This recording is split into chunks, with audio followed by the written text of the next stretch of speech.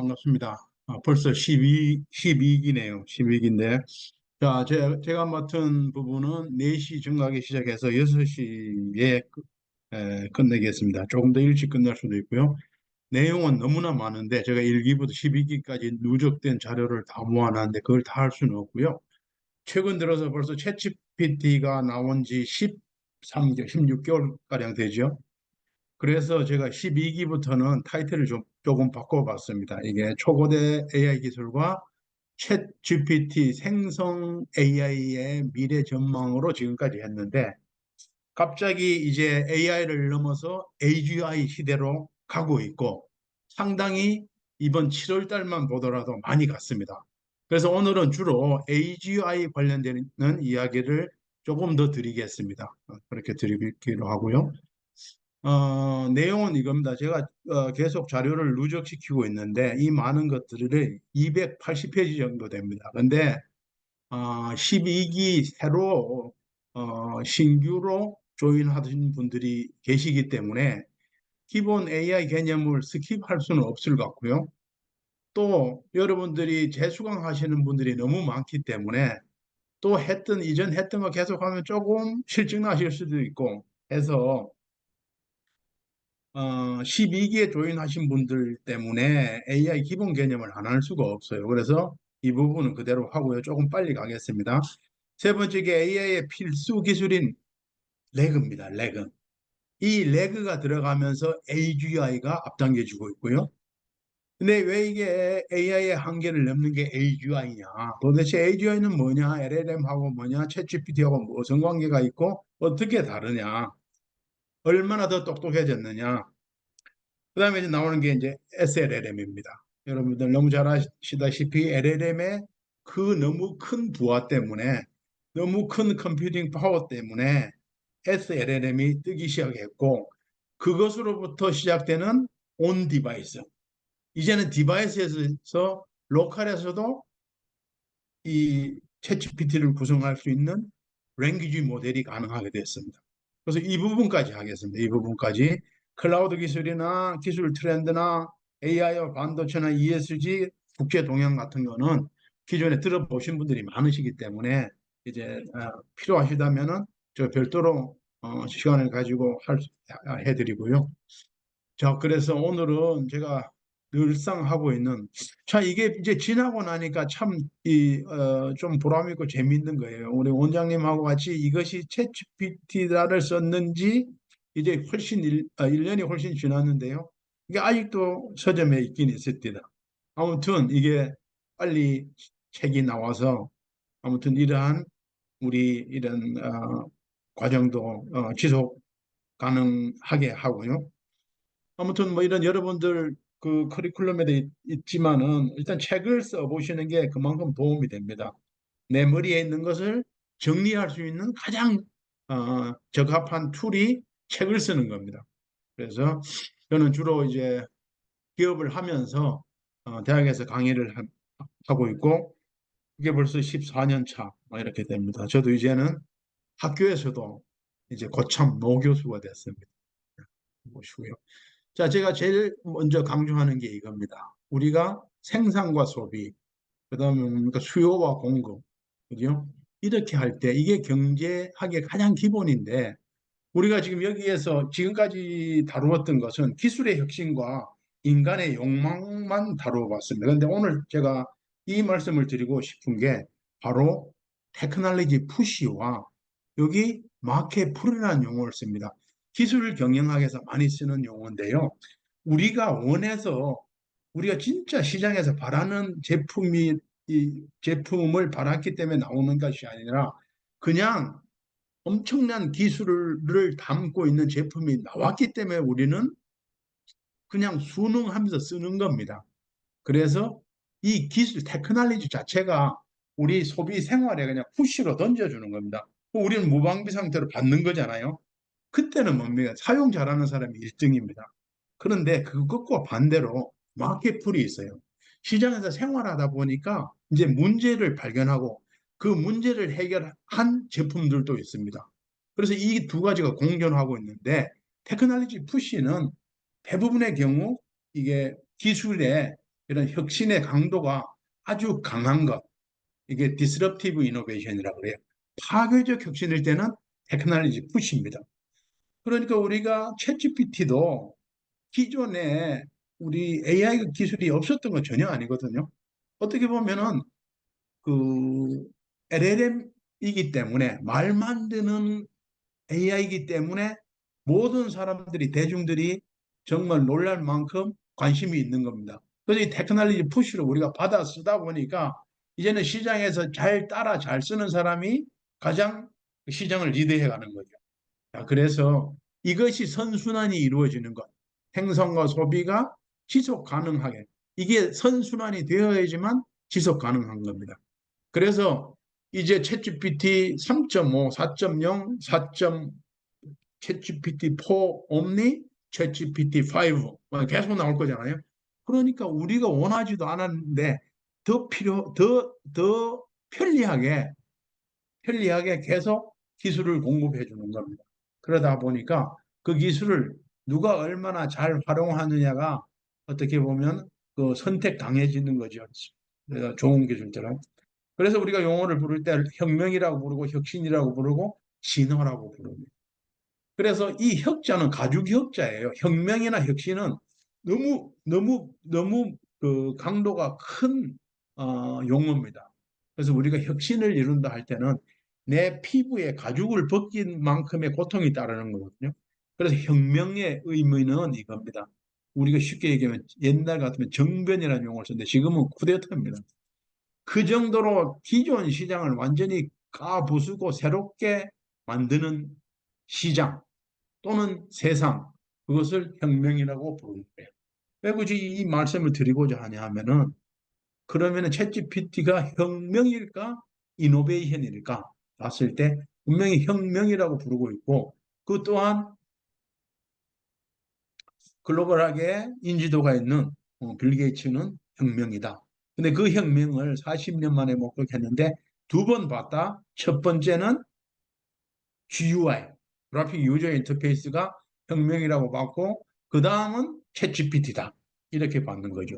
그러니까 여러분 잘 보세요. 물론 저는 비즈니스를 하기 때문에 모든 기술과 모든 것은 다 비즈니스적으로 볼 수밖에 없는데요. 그게 훈련이 돼서. 근데 이분이 혁명이라고 하면서 왜 빨리 움직였을까요? 사티아 나델라에게 CEO에게 MS CEO에게 13조를 빨리 오픈 AI에 투자했잖아요. 먼저 선점한 겁니다. 그게 혁신을 하는데 같이 협력 혁신을 한다 해서 코-이노베이션이라고 합니다. 혼자서 챗GPT 다 만들기에는 역부족이거든요. 자, 그래서 이러한 그 공진, 진화, 혁신, 혁명은 작은 단계부터 시작된다는 거죠. 그래서 우리가 너무나 잘 아는 인간의 욕망과 기술의 공진화다. 기술과 인간의 욕망이 공진하기 때문에 무궁무진하게 계속 채워주거든요. 필요한 욕구를. 그래서 특히 AI 혁명은 욕망과 기술의 공진하다. 그래서 메슬로의 욕구 5단계설을 가지고 우리가 1차 산업혁명부터 매핑을 시켜보니까 우리 이렇게 보죠. 생안사명이라고 부릅니다. 생안사명. 근데 그 위에 자아실현이 있습니다. 그러니까 우리가 지금까지 월드와이드 웹의 정보혁명 시절에는 우리가 SNS로 누구로부터 인정받고 누구로부터 조금 더 많은 네트워크를 가지고 있는 사람들이 그 정도의 가치가 있었는데 이제는 이 시대에는 이 혁명, 정보에서 지능혁명으로 왔다는 겁니다.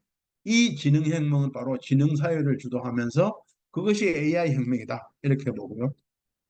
그래서 최근 학자들이 이런 이야기를 많이들 합니다. 기존에 우리 인류를 호모사피언스라고 그러잖아요. 현인류. 근데 스마트폰 시대에서는 이런 용어가 나왔었습니다. 호모사피언스라고. 이 스마트신 인류라고 했는데 그래서 MG 또는 잘파 세대들은 태어나자마자 만지고 시작했는 것이 스마트폰이에요. 근데 그 세대들이 바로 호모사피언스라는 얘기입니다. 그런데 이 스마트폰 베이스에서 이제 우리가 할 수 있는 또 하나의 프롬프트, 이것을 호모 프롬프트라고 부릅니다. 이건 누가 만드는 용어들이에요, 다. 근데 스마트 시대에서는 일단은 디지털의 디지털에 유능한 사람들, 디지털을 잘 아는 사람들, 그러니까 디지털 리터러시라고 불렀었습니다. 디지털 문해력이라고 불렀죠. 그런데 그게 이제는 AI 리터러시예요. 인공지능 문해력이랍니다. 그래서 이 생성형 AI 등장 이후에는 AI와 얼마나 콜라보를 잘하느냐, 이것을 통해 인공지능 시대를 선도할 수 있는 여러분들, 남보다 일찍 시작해서 시장에 뭔가의 가치를 창출하고자 하는 분들, 바로 그게 AI 리터러시 호모 프롬프트입니다. 근데 이게 왜 이런 이론이 성립하냐면요. 우리 인간은 항상 일과 놀이가 있습니다. 일과 놀이. 그런데 일을 할 때는 우리 인간은 옛날 그 고대 우리 사피언스 스토리를 보면은 옛날 크로마뇽인 네안데르탈인 이런 문명 시대에서 인간은 무언가를 하기 위해서 도구를 사용한다는 거예요. 도구. 그러니까 불이 없으면 부싯돌을 만들어 불을 만들어서 사용했다니까요. 그래서 도구를 만드는 인간이에요. 바로 AI, 챗GPT가 도구예요. 그다음엔 인간은 반드시 놀이를 좋아하게 돼 있어요. 뭐 재밌는 거 없을까? 이게 펀을 좋아합니다. 그래서 게임 산업이 되는 거고요. 그래서 스마트폰을 하는 거고 어린 아이들이 스마트폰에 중독되는 이유는 간단합니다. 너 스마트폰 것만 봐 하더라도 안 되는 게 왜? 재미있으니까 하는 거예요. 그래서 인간은 도구를 만들 줄 알고 인간은 재미를 느끼는 거예요. 그래서 이 인간은 만드는 인간 이것을 호모 파베르라고 부릅니다. 파베르, 호모 파베르. 파베르는 만드는 인간, 도구를 만드는 인간이에요. 근데 놀이를 좋아하는 건 이것을 호모 루덴스라고 부릅니다. 그래서 파벨루와 루덴스의 합성어를 호모 파덴스라고 부릅니다. 여기서 파덴스의 파와 루덴스의 댄스. 그래서 인간은 일과 놀이를 순환시키는 호모 파덴스면서 호모 프롬프트 시대가 왔다. 이러다 보니까 이 두 가지의 인간의 본성을 가지고 나오는 게 뭡니까? 반복 노동은 바로 인간 로봇이 한다. 그래서 지금 최근에 들어와서 이제 막 AGI 시대에 뜨고 있는 게 바로 뭡니까? 휴머노이드 로봇이에요. 휴머노이드 로봇. 인간과 거의 유사하게 닮았습니다. 인간이 이해하는 정도로 다 할 수가 있습니다. 이전에는 그냥 로봇 하면은 이 로봇이 깡통 로봇이 있었어요. 이게 머리에 아무도 안 들었는데 이 머릿속에 이제는 챗GPT가 들었다니까요. 그러니까 인간이 시키는 거 보조 이게 바로 에이전트입니다. 에이전트. 자, 그래서 융합 기술 때문에 로봇과 인공지능이 융합이 돼서 바로 휴머노이드 로봇이 이제 뜨기 시작한다. 휴머노이드 로봇은 인간의 지능 수준과 거의 유사하다. 그래서 이러한 것들이 되기까지의 기술들, 이게 바로 이 AI를 이렇게 활성화시킬 수 있는 12가지 테크놀로지. 그래서 디지털 트랜스포메이션, 여기 클라우드, 빅데이터, IoT, LBS, SNS, 웨어러블. 자, 이 웨어러블에 대해서 AI 시대에 조금 더 관심을 가져볼 필요가 있습니다. 그러면 안으로 물론 CPS나 블록체인, VR 뭐 쭉 하고 있죠. 이것들이 다 융복합되어서 가장 중간 코어에 들어있는 게 바로 인공지능이에요. 그래서 이 인공지능 시대가 가능한 이, 이 AX 시대, AI 트랜스포메이션 시대에 가장 근간이 된 것은 4차 산업혁명 시대의 이 12가지 테크놀로지다. 그래서 4차 산업혁명이 AI를 이렇게 탄생시켰다? 그럼 4차 산업혁명이 뭐냐고 이제 여러분들 많이 불렀지만은 그래서 4차 산업혁명을 가장 쉽게 설명할 것이 여기 3초의 승부라고 제가 만들어 봤습니다. 3초의 승부. 그 3초가 뭐냐? 초연결, 초지능, 초융합. 그러잖아요. 뭘 복잡하게 4차 산업혁명이 그 설명하면 한 5분 이상 걸립니다. 딱 1분 이내에 이야기할 수 있는 게 3초의 승부, 초연결, 초지능, 초융합. 초지능이 바로 AI입니다. 지금 챗GPT, LLM. 자, 융합은 컨버전스는 여러분 이미 다 알고 계시고요. 자, 초연결도 마찬가지입니다. 모든 네트워크 연결되어 있고요. 저나 여러분들이나 모든 디바이스로 이제는 다 연결돼 있잖아요. 근데 이 초자는 뛰어넘을 이 접두사예요. 그냥 강조하는 접두사. 뛰어넘을 초. 이게 연결이 되는데 그만큼 완- 메쉬로 촘촘하게 연결됐다 하기 위한 그 접두사로 초연결, 초지능, 초영어. 옛날 여러분들 용어 중에 초고속이라는 용어 많이 들으셨잖아요. 그겁니다. 바로. 그래서 영어로는 하이퍼. 근데 이 시대에 특징이 하나 있습니다. 산업 간의 경계가 없다는 겁니다. 산업 간의 경계.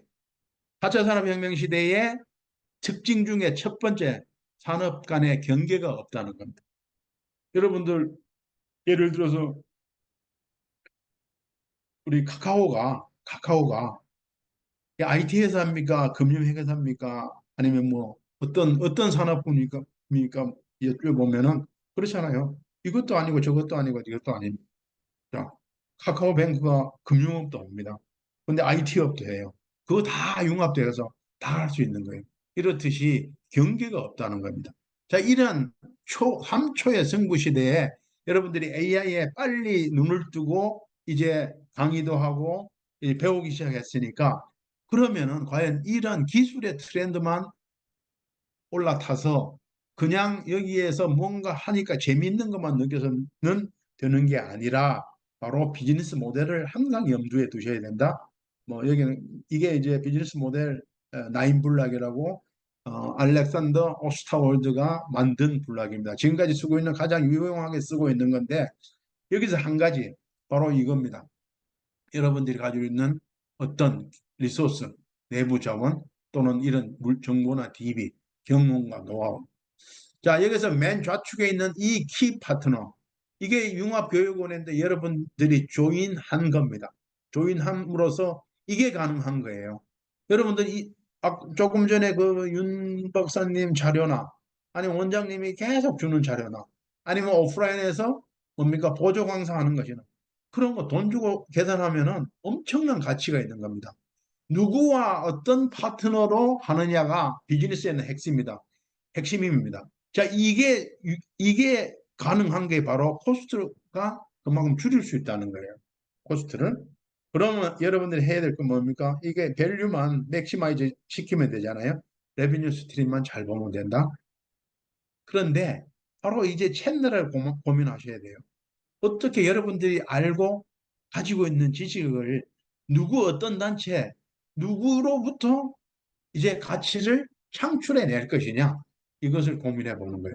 그래서 이 나인 블락을 가지고 여러분들 한번 여기다가 여러분 스스로가 한번 채워 넣어 보시기 바랍니다. 특히 나는 내 타겟은 누구냐 이런 것도요 한번 해보시기 바랍니다. 그리고 이 나인 블락을 계속 업그레이드 하면서 여러분들 책상 앞에 붙여 놓으면서 계속 버전업을 시키면서 밸류에이션을 해보면 상당히 유용하게 쓰일 수가 있습니다. 자, 그러면은 우리가 인공지능 부르잖아요. 인공지능이라고 부르는 것보다 예측과 맞춤을 하는 기계라고 생각하시면 제일 정확합니다. 인공지능은 이 만물 박사가 절대 아니에요. 예측과 맞춤을 한다니까요. 예측 틀릴 수도 있고요. 맞춤도 틀릴 수가 있다니까요. 그러니까 할루시네이션이 생기는 겁니다. 그래서 이러한 트렌드로 봤을 때 표현, 학습, 추론, 계획. 자, 이 추론이 이제 중요하게 돼도 됩니다. 근데 이것을 제대로 하기 위해서는 학습을 시켜야 되는 거예요. 그러니까 지금까지는 왜 학습이 안 된 데이터가 없었으니까요. 그래서 이전까지는 휴리스틱 모델이에요.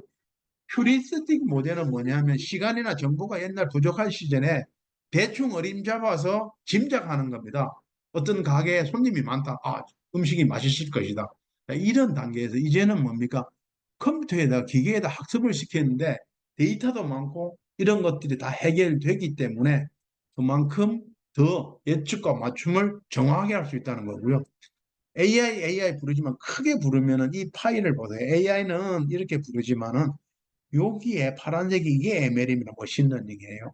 컴퓨터에다 그냥 학습을 무조건 시키는 겁니다. 이게 사과다 하면은 컴퓨터는 맹목적으로 사과라는 걸 그냥 기억만 하면 되는 거예요. 근데 거기 중 ML의 한 파이가 뭐냐면 DL이에요. 딥러닝이에요. 가르쳐 준 걸 가지고 스스로 학습을 하는 겁니다.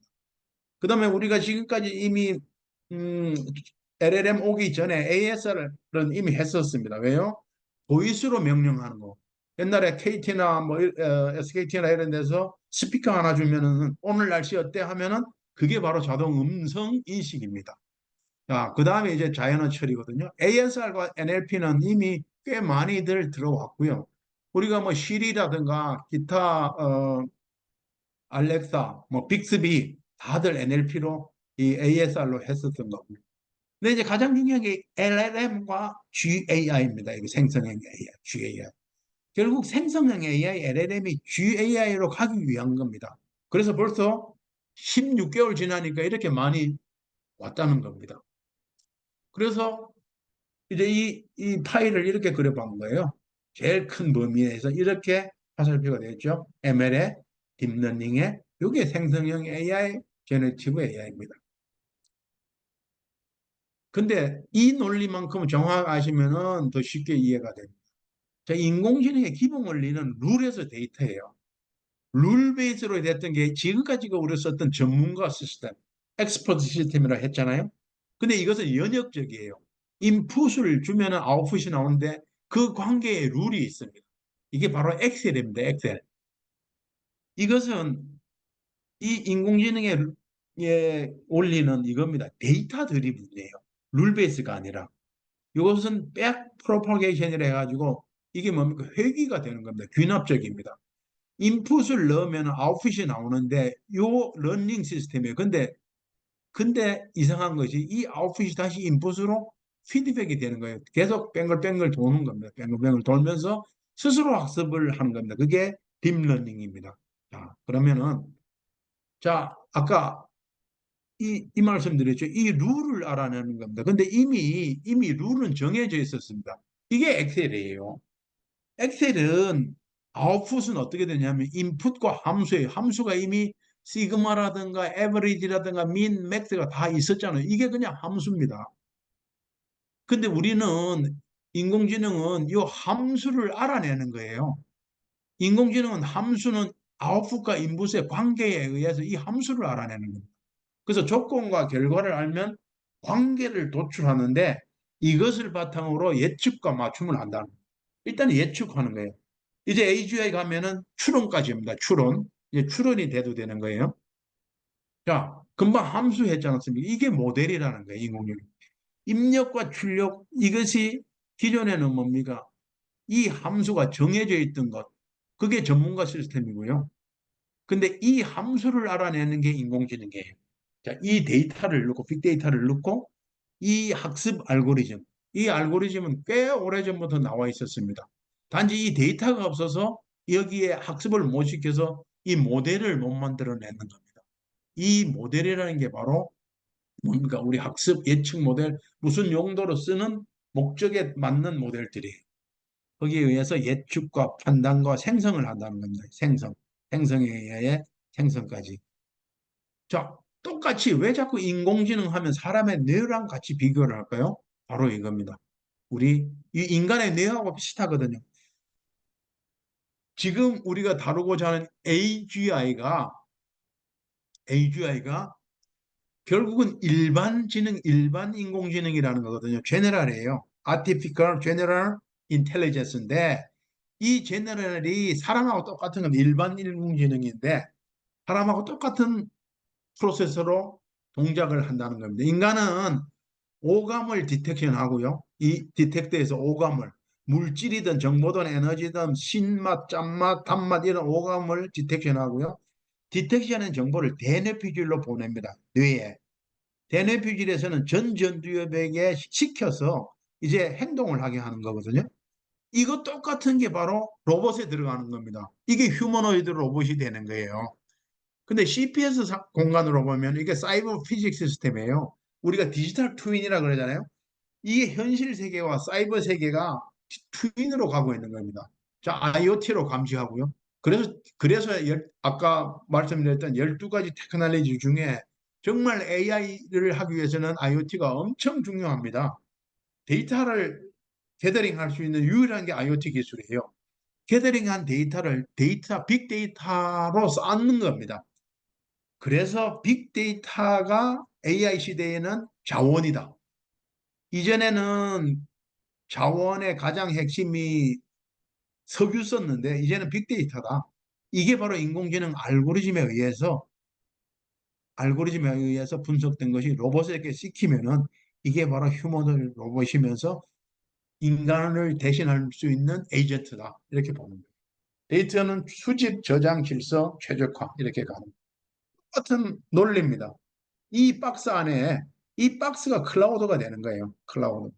자, 이게 재료입니다. 이 재료가 바로 빅데이터예요. 이게 바로 레시피입니다. 이게 알고리즘이에요. 이 알고리즘 기존에 상당히 많이 나와 있었습니다. 근데 이 알고리즘 나와 있던 것을 지금 LLM, 말 만드는 랭귀지 모델에 적용하기 위해서 일부 수정이 됐죠. 근데 이전에도 LLM이 나오기 이전에도 상당히 많은 특수 분야, AN에서 네로 AI는 많았었습니다. 이것들 이미 서비스하고 있었잖아요. 이게 다 예측과 맞춤을 지원했던 거예요. 그래서 이렇게 여러분들 뭐 불과 얼마 안 됐습니다. 이제 왓슨이나 뭐 시리나 알렉사나 이게 아까 ASR 보이스로 처리됐던 거고요. 이제 바로 이게 휴먼 레벨의 토킹 에이전트예요. 이게 바로 AGI입니다. 점점 더 이게 그게 거기에 가장 기초적인 게 챗GPT고요. 그러니 왜 AI 하면 왜 자꾸만 이 이야기를 하냐? 데이터. 이 데이터는 어떻게 해요? 스마트폰에 의해서, IoT에 의해서, 그죠? 엄청난 데이터를 폭발적으로 만들어내는 겁니다. 특히 99%가 스마트폰을 통해서 자, 폭발적인 소프트웨어 처리할 수 있는 소프트웨어, 그 다음에 역시 반도체. 여러분들 지난번에 뭡니까? 샘 알트만도 왔었고요. 뭐 웬만한 빅테크 기업들의 CEO들 다 왔었잖아요, 한국에. 온 이유가 뭡니까? 반도체 때문에 오는 거예요. 지금도. 그래서 AI의 대중화를 이렇게 3차 AI 붐 시절을 빅데이터에 의해서 이루어졌고요. 뭐 모바일 시대에서 AI 시대로 만든 건 여러분들 다 아시죠. 근데 여기서 재밌는 게 있습니다. 이게 여러분들이 대부분 쓰고 계시는 구글의 크롬. 근데 얼마 전까지는 MS의 익스플로러가 거의 대세였습니다. 근데 지금은 구글 크롬 안 쓰면 아무것도 안 돼요. 왜 그럴까요? 브라우저 잡는 자가 빅데이터를 지배하는 겁니다. 그래서 구글 크롬과 MS의 익스플로러에서 지금 뭡니까? MS에서 브라우저 다시 냈는데도 크롬을 따라갈 수가 없잖아요. 이 경쟁. 그래서 챗GPT는 이 MS의 엣지 브라우저를 통해서 점점 더 시장을 키우려고 하고 있고 또는 뭡니까? 크롬은 점점 더 그 브라우저 시장에서 주도권을 놓지 않으려는 전쟁이 계속 진행되고 있죠. 그래서 우리가 이렇게 보고 있습니다. 옛날 이 시절, 아주 옛날 시절, 그 다음 뭡니까? 언젠가부터 AI 플랫폼 시대에는 품질과 제품이 주도하는 것이 아니라 이제는 뭡니까? 그것을 추종하는 세력이에요. 우리가 보면 뭡니까? 팬덤을 이룬다 그러죠. 그 팬덤 세력이 얼마나 많으냐가 그의 가치를 결정하게 되어 있습니다. 즉 AI 시대, 플랫폼 시대에서는 얼마나 팬덤이 많으냐, 나를 추종자가 얼마나 많으냐. 그래서 이 추종자가 많으면 많을수록 락인 효과가 있거든요.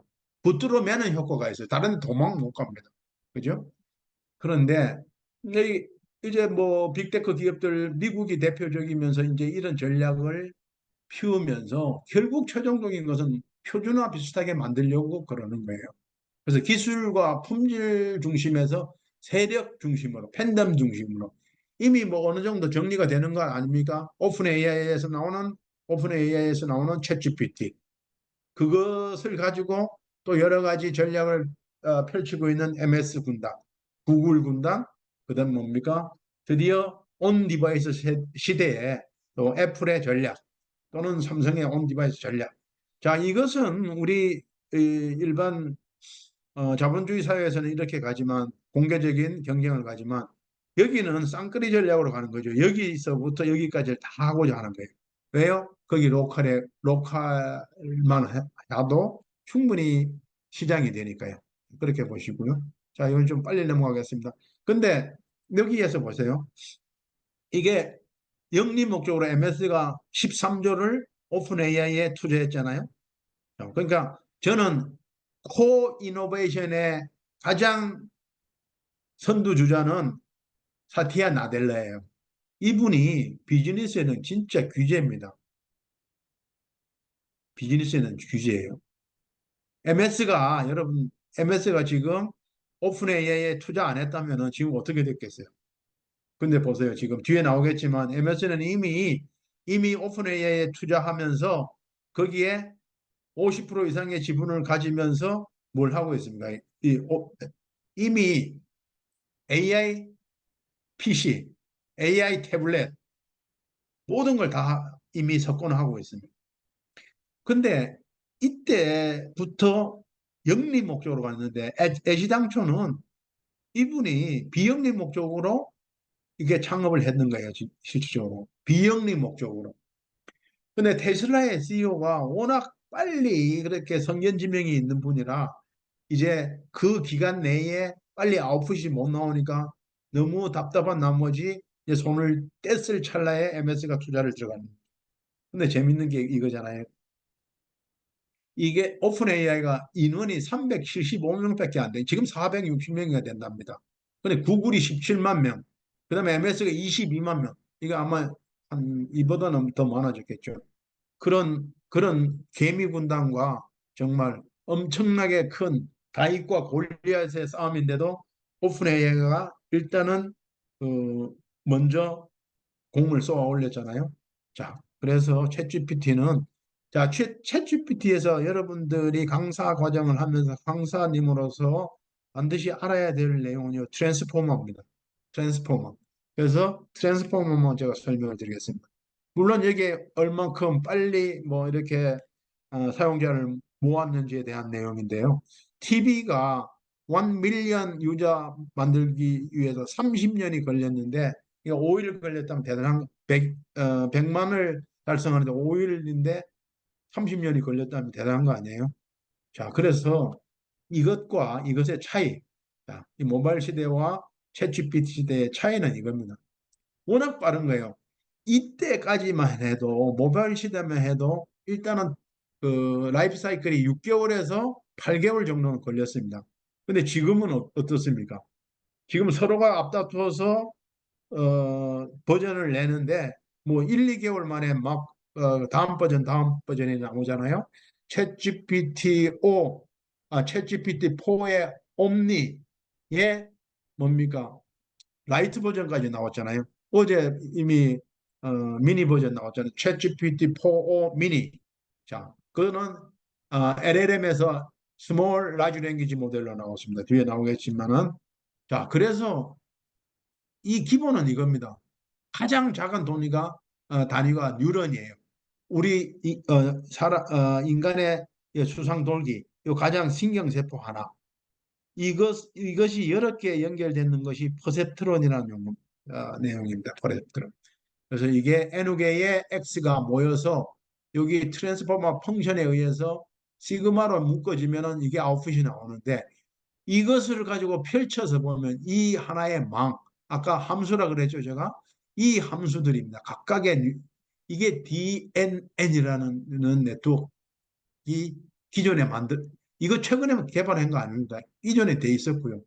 근데 이것을 파라메타로 하는 거예요. 근데 이 파라메타 수가 1750개의 챗GPT4가 얼마인지도 공개를 안 했잖아요. 3.5가 1750개라고 했었습니다. 근데 아마 GPT-4는 이거보다 훨씬 더 많을 겁니다.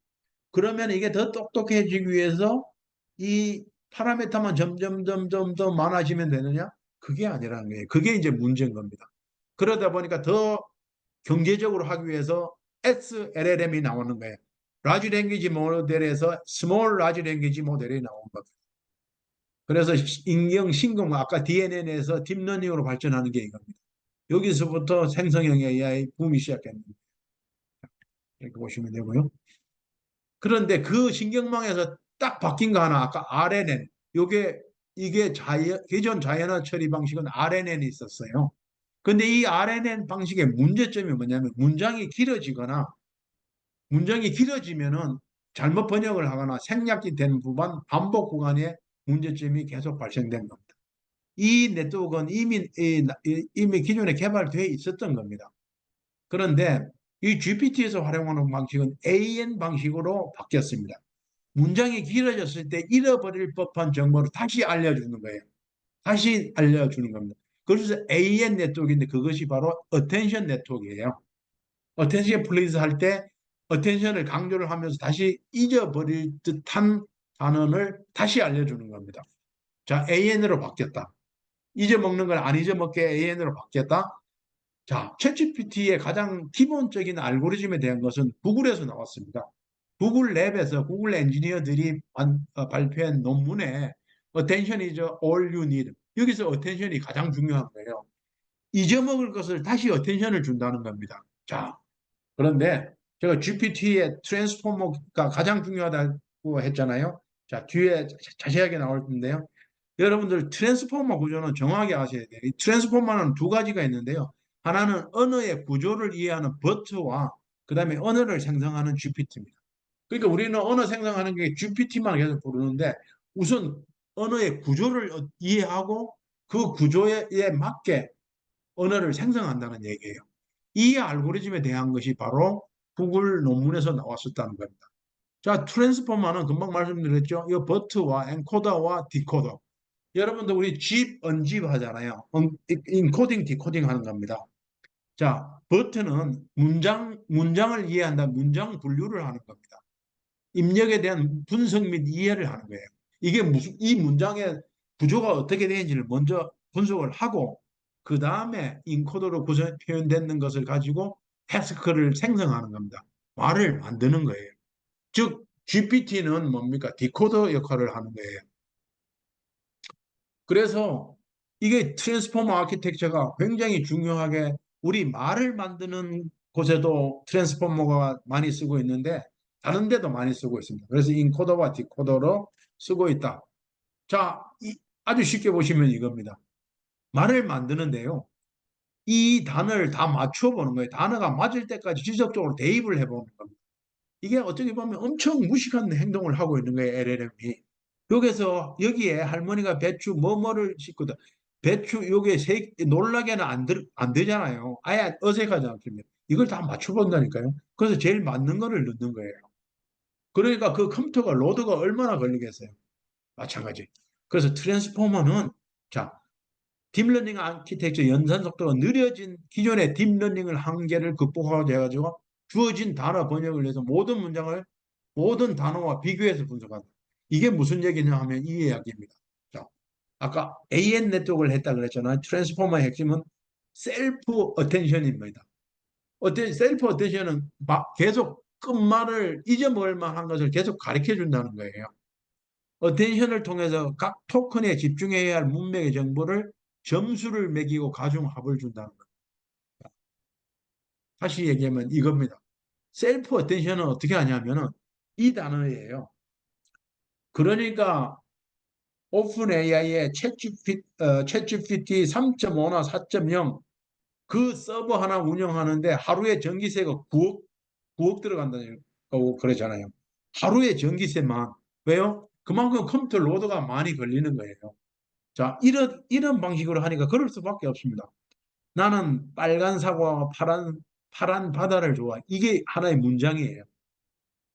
그러면 이놈을 어떻게 보냐면 이것 따로, 이것 따로, 이것 따로, 이게 다 따로 합니다. 그래서 자기 자신과의 조합까지 계산을 하는데 8x8 63개의 조합을 다 해보는 거예요. 그러니까 컴퓨터가 얼마나 많은 연산을 해보겠습니까? 이거 나는과 나는도 비교해보고요. 나는 빨간 비교해보고. 그러니까 이게 맞으면 이제 나는 빨간으로 가는 거예요. 나는 빨간이니까. 이거를 다 조합을 돌려보는 겁니다. 그러니까 얼마나 연산이 많겠어요. 그 다음에 이제 이 GPT는 강화학습을 하는데요. 아까 한번 틀린, 정확하게 맞춘 것에 대해서 다시 재강화학습을 합니다. 즉, 금방 데이터 입력 및 사전 훈련을 하기 위해서 입력을 시키고요. 그 다음에 뭡니까? 여러분들 아마 챗GPT로 질문 프롬프트를 던져서 답이 나오고 나면은 여러분들이 보면은 이거 손가락으로 이거 나오잖아요. 사람으로부터 피드백을 받는 겁니다. 그래서 답을 가지고 가중치를 매기는 거예요. 순서를. 그래서 거기 그거 결과를 가지고 언어 모델끼리 아까 나는 빨관 이런 훈련을 시킵니다. 반복을 계속 시키는 거예요. 이게 강화 학습입니다. 강화. 뒤에도 한 번 더 나올 거니까요. 그래서 GPT는 1단계 대화 세트를 만들고 아까 나는 빨간 이런 세트를 만드는 거예요. 그 다음에 거기서 제일 정확하게 답을 했는 것 문장을 등수를 매기고요. 등수 매기는 데서 당연히 답 정확하게 했는 1등부터 해가지고 이 강화 학습을 하는 겁니다. 리인포스먼트를 한다고 보시면 돼요. 그러다 보니까 이런 모델들이 있는 거죠. 자연어 처리. 자, LM. 이거는 LM도 어떻게 보면 통계적과 인공신경망 두 개가 있습니다. 근데 이거는 우리 안 쓰잖아요. 그래서 이 인공신경망 이게 바로 트랜스포머예요. 금방 말씀드렸죠. 트랜스포머는 아까 어텐션 알고리즘과 인코더와 디코더가 있다. 그죠? GPT와 버트가 있다는 겁니다. 그리고 어텐션 알고리즘이. 이 GPT와 버트가 있잖아요. 이게 바로 범용 언어 모델 LLM이에요. 우리가 생성형 AI 중에서도 우리가 지금 다루고 있는 LLM 이제 조금 나가서는 말 만드는 것 이외에 엄청나게 다른 것들을 더 할 수가 있습니다. 지금은 말 만드는 것만 하는 거거든요. 그러다 보니까 이게 LLM이 바로 초거대 AI로 가는 초고대 AI들의 종류가 얼마나 많습니까? 오픈 AI부터 구글, 뭐 MS, 메타. 그래서 제가 1기부터 11기까지 계속 강조드렸던 내용 중에 하나. 오픈 AI가 그렇게 쉽게 못 견딜 것이다. 메타의 전략 때문에. 저는 이제 메타의 전략 상당히 따라왔거든요. 이 메타의 전략은 뭡니까? 바로 오픈 소스 기반으로 가고 있습니다. 바로 스몰 LLM으로 가고 있고요. 그래서 GPT의 이런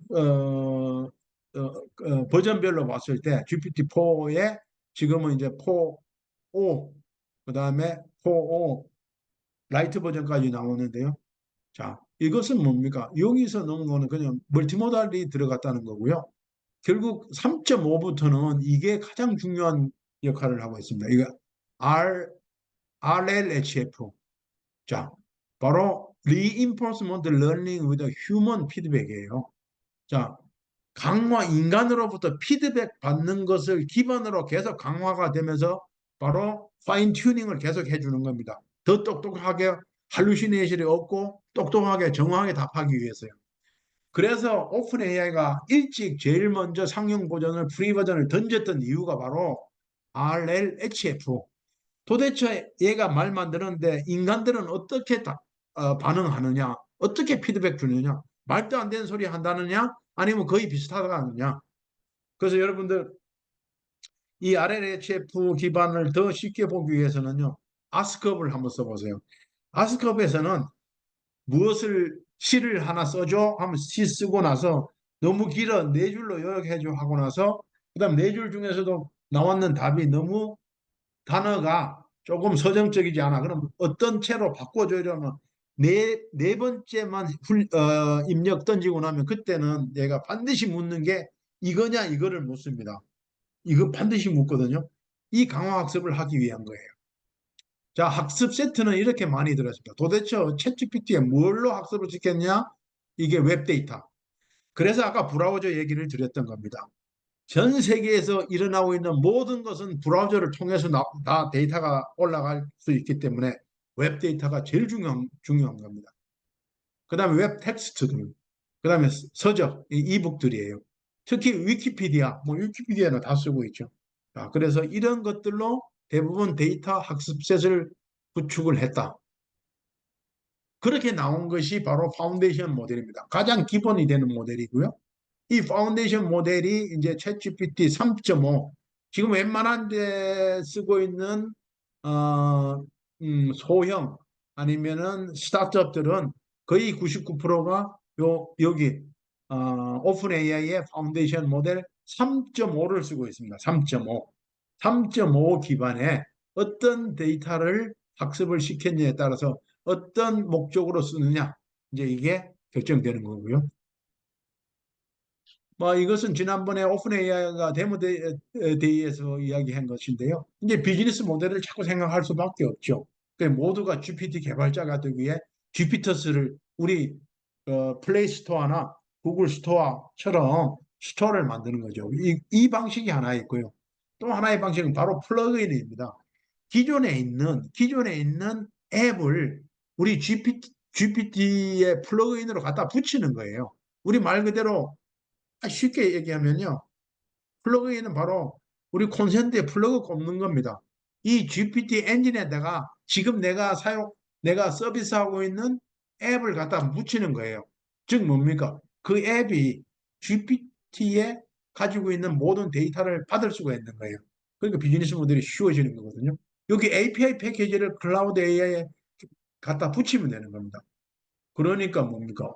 엄청나게 쉽게 할 수가 있는 거죠. 그래서 아예 오픈 AI가 비즈니스 모델을 안 만들면 돈이 안 되잖아요. 어떻게 지속 가능하겠습니까? 그러니까 이런 두 가지 B2C나 B2B의 전략을 쓰고 있는데 바로 요 어시스턴스 API예요. 요 API를 오픈합니다. 여기 나오죠. 에이전트와 레그와 API 이 세션을 바로 공개를 하는 거예요. 그러면 뭡니까? 서드 파티에서는 요 API 받아가 UX나 UI만 바꿔주면 되는 거예요. 거의. 그래서 이렇게 비즈니스 모델을 개방하고 또는 만들고 있다. 뭐이 GPT는 앱스토어처럼 이미 GPT로 만들어진 것들을 다 모아놨는 뭐 이렇게도 하고 있고요. 자, 이 어시스턴스 API는 아까 말씀드렸죠. API를 다 공개해 줬습니다. 예. 이 API 개발을 더 쉽게 만들도록 도구를 하나 만들어 준 게 어시스턴스 API입니다. 자, 그리고요. 그 다음에 이제 나왔는 게 이제 4O예요. 4와 4O는 뭡니까? 단순하게 보면 멀티모달이에요. 뭐 이거는 설명 안 드려도 되겠습니다. 자, 3.5 4와 4O.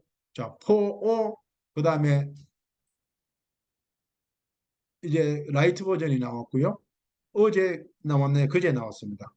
자, 그래서 여러분들 여기에서 GPT-4에도 유료 버전이 있지만 4O 버전이 있고 이 4O 버전도 두 가지 모델이 나왔는데 역시 우리가 얘기하는 아까 LLM에서 LLM을 간과할 수 없기 때문에 4O 미니는 SLLM입니다. 뭐 이건 넘어가겠습니다. 이건 넘어가고. 자, 그러면은 이러한 API들이 이제 우리 앱스토어처럼 이 주피터 스토어에도 이렇게 많은 거죠. 많은 스타트업들은 API를 만들어서 이런 스토어에 올리듯이 실질적으로 서비스를 이런 형태로 하고 있는데, 근데 제가 보기에는 그렇게 활성화는 되지 않은 것 같습니다. 물론 8월, 9월 통계를 봤을 때 이만큼의 실제로 다운로드와 수익이 일어나고 있는데, 자, 이거 가지고 글쎄 이게 비즈니스가 될까요? 제가 보기엔 그건 아닌 것 같고요. 그래서 다운로드 순위와 이런 인앱 구매 순위가 다 나오고 있습니다. 그런데 또 이런 생각도 해보실 필요가 있을 것 같아요. AI 앱에서 이 다운로드가 각 카테고리별로도 이렇게 많은데 과연 누가 얼마나 선택되어질 것인가? 여러분들도 지금 쓰고 계신 것들이 어느 정도 정해져 있잖아요. 제가 보니까 우리 D융원에서 가장 많이들 쓰고 계신 것 중에 요 노션은 많이 쓰고 계신 것 같아요. 뭐 노션 같은 거. 근데 이래 특화된 것. 어도비도 지금 아까 플러그인 모델로 이미 나왔더라고요. 어도비에도 이제 LLM이 들어갔던데요. 자, 그런 식으로 되면은 상당히 많은 시장의 변화가 일어날 것이다. 그러다 보니까 우리 기존에 이 용어가 이게 통용되고 있어요. 옛날 소유 경제에는 파레토 그래프예요. 파레토 법칙이 성립됐습니다. 공유 경제에는 롱테일, 소유 경제에서 공유 경제로 넘어오는 거 보니까 이제는 소유할 이유가 없잖아요. 차도 집도 소유하면 소유 비용이 그만큼 들어요. 공유는 뭡니까? 내 필요할 때만 쓰면 되잖아요. 그만큼 효율적이에요. 근데 이 소유 경제에서 가장 많이들 쓰고 있는 활성화되고 있는 게 바로 경험 경제입니다. 경험 경제. 익스피리언스 이코노미 해가지고 써보고 나서 그게 가장 친숙한 것을 선택하는 겁니다. 그러다 보니까 그러다 보니까 이 파레토의 이 앞부분 이것은 빅테크 기업들이 다 만들어 놓고 있습니다. 이미 MS, 구글, AWS, 아마존 다 하고 있잖아요. 이 밑단은요. 이네들 코끼리 빅테크 기업들 등에 올라타는 그 주피터스나 앱 툴들, 그죠? 주피터스 스토어, 그다음에 앱 스토어 또는 AI 툴 이런 것들도 마찬가지 롱테일의 법칙으로 적용된다. 롱테일은 말 그대로 이 돼지꼬리를 얘기하는 겁니다. 돼지는 덩치 크잖아요. 그게 빅테크 애들이 하는 거고요. 작은 것들이 등에 올라타 가지고 그 인프라를 가지고 먹는 겁니다. 우리 어제 여러분들 다 같이 공감하셨잖아요. 빅4가 빅테크 기업 빅4가 클라우드 서비스를 다 잡고 있습니다. 어제 MS 서버 다운돼 가지고 난리 났잖아요. 국내 LLM, LLC 저가 비행사들 전부 다 그냥 먹통 내버리잖아요. 실제 그렇습니다. 거기에 지속 종속돼 있는 기업들은 그럴 수밖에 없고요. 그러다 보니까 우리가 이 밸류 체인에 관한 거 한번 보실 필요가 있다는 거죠. 맥킨지가 정한 건데요. 이렇게 어, 이 추리 구조를 보시면요. 지난번에 그런 카피 문구가 많이 나왔었습니다. AI, 제주는 곰이 부르고 돈은 제주는 AI가 부리고 돈은 클라우드 업체가 번다. 당연히 그렇죠. 클라우드 없이는 이 비즈니스를 할 수가 없으니까요. 그래서 전체 밸류 체인을 보면요. 제일 밑단 이게 결국은 하드웨어 이게 칩입니다. 칩셋. AI 산업의 가장 핵심은 반도체 칩입니다. 반도체 칩 없이는 할 수가 없어요. 그러니까 샘 얼트만도 몇 번 오고 누구죠? 메타 CEO도 오고요. 또 지난번에 또 이재용 회장은 그 주커버그 저기 메타 CEO 주커버그 집에도 갔고 지난달이죠. 자, 이게 같이 얼라이언스를 하느냐 못 하느냐 여기에 딸린 겁니다. 그다음에 뭡니까? 클라우드 플랫폼이에요. 이거. 대형 프레임 서버들 이거 없으면 이거의 빅테크 빅4가 다 잡고 있습니다. 구글, MS, IBM, 메타, 저기 AWS, 아마존 웹 서비스. 왜 여기에는 이미 기존의 패키지로 들어있는 GPT 3.5, 4.0 또는 기존의 MS나 구글이 가지고 있는 자체 플랫폼 다 들어있으니까요. 그 다음에 여기 생성 애플리케이션 여기에서 실질적으로 오퍼레이션 할 수 있는 파인 튜닝 하는 것들 B2C, B2B 정도가 들어가고요. 이건 넘어가겠습니다. 이것도 말씀드렸던 내용이니까요. 자, 그래서 빅, 빅테크들의 빅테크 플레이어들의 행동을 보면 이거예요. 구글, MS, 오픈 AI. 근데 MS와 오픈 AI의 친숙도, 그죠? 그 다음에 메타의 전략.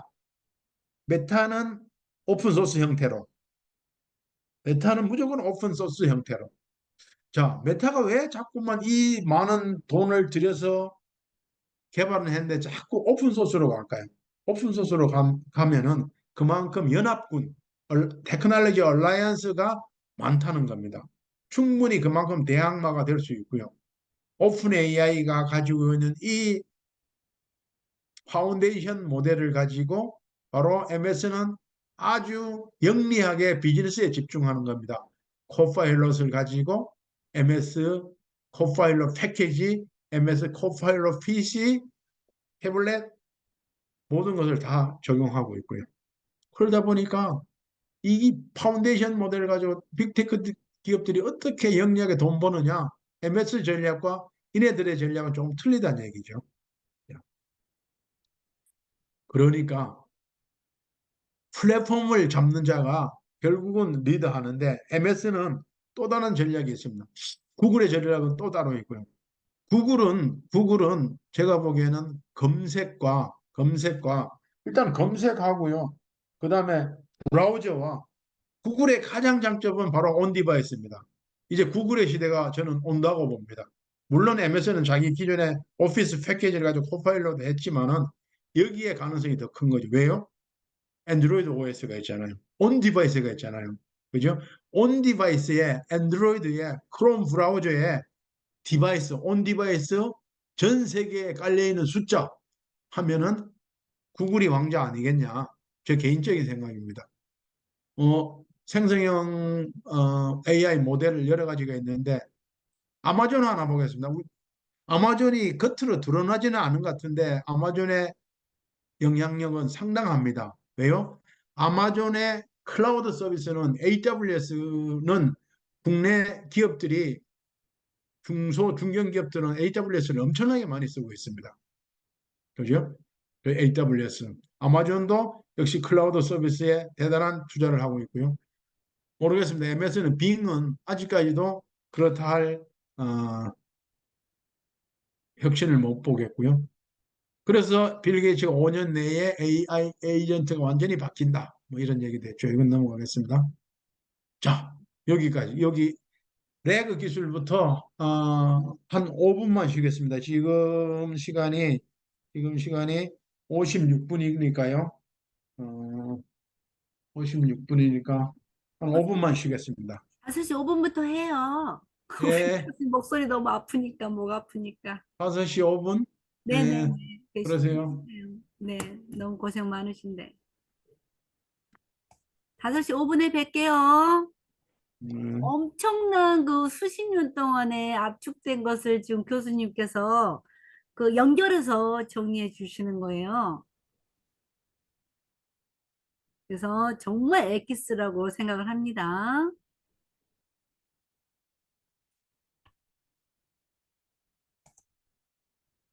더구나 비즈니스 관점에서 해주시니까 또 다른 시각에서 이 지금 그동안에 한 IT 쪽 기술 발전을 다 할 수도 있어요. 음.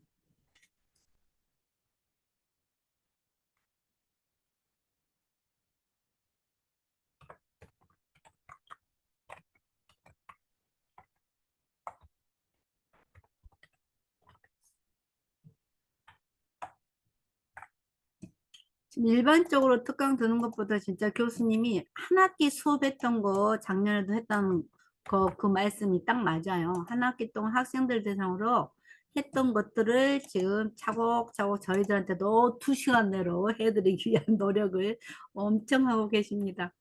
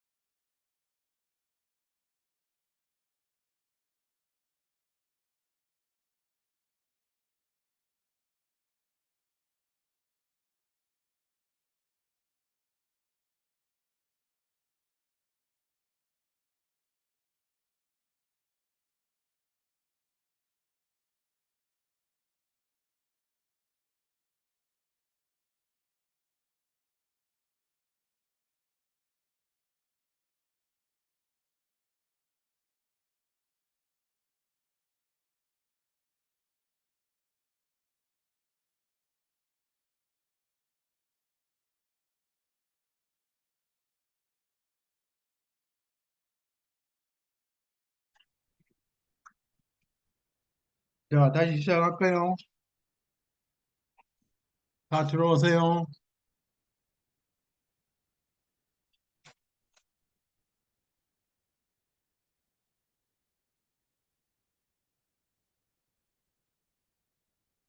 자, 이번 시간에는 AGI 기술의 필수 기술, 래그입니다. 래그, RAG. 잘 들리시나요? 네, 잘 들려요.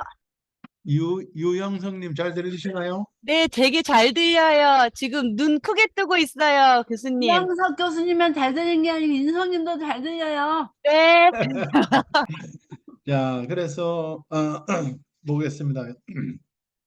조금 어려운 것 같은데요. 여러분들 듣고 나면은 저런 이야기 들어봤는데 언론이나 이런 미디어에서 보면은 또 새로운 또 기분이 들 거예요.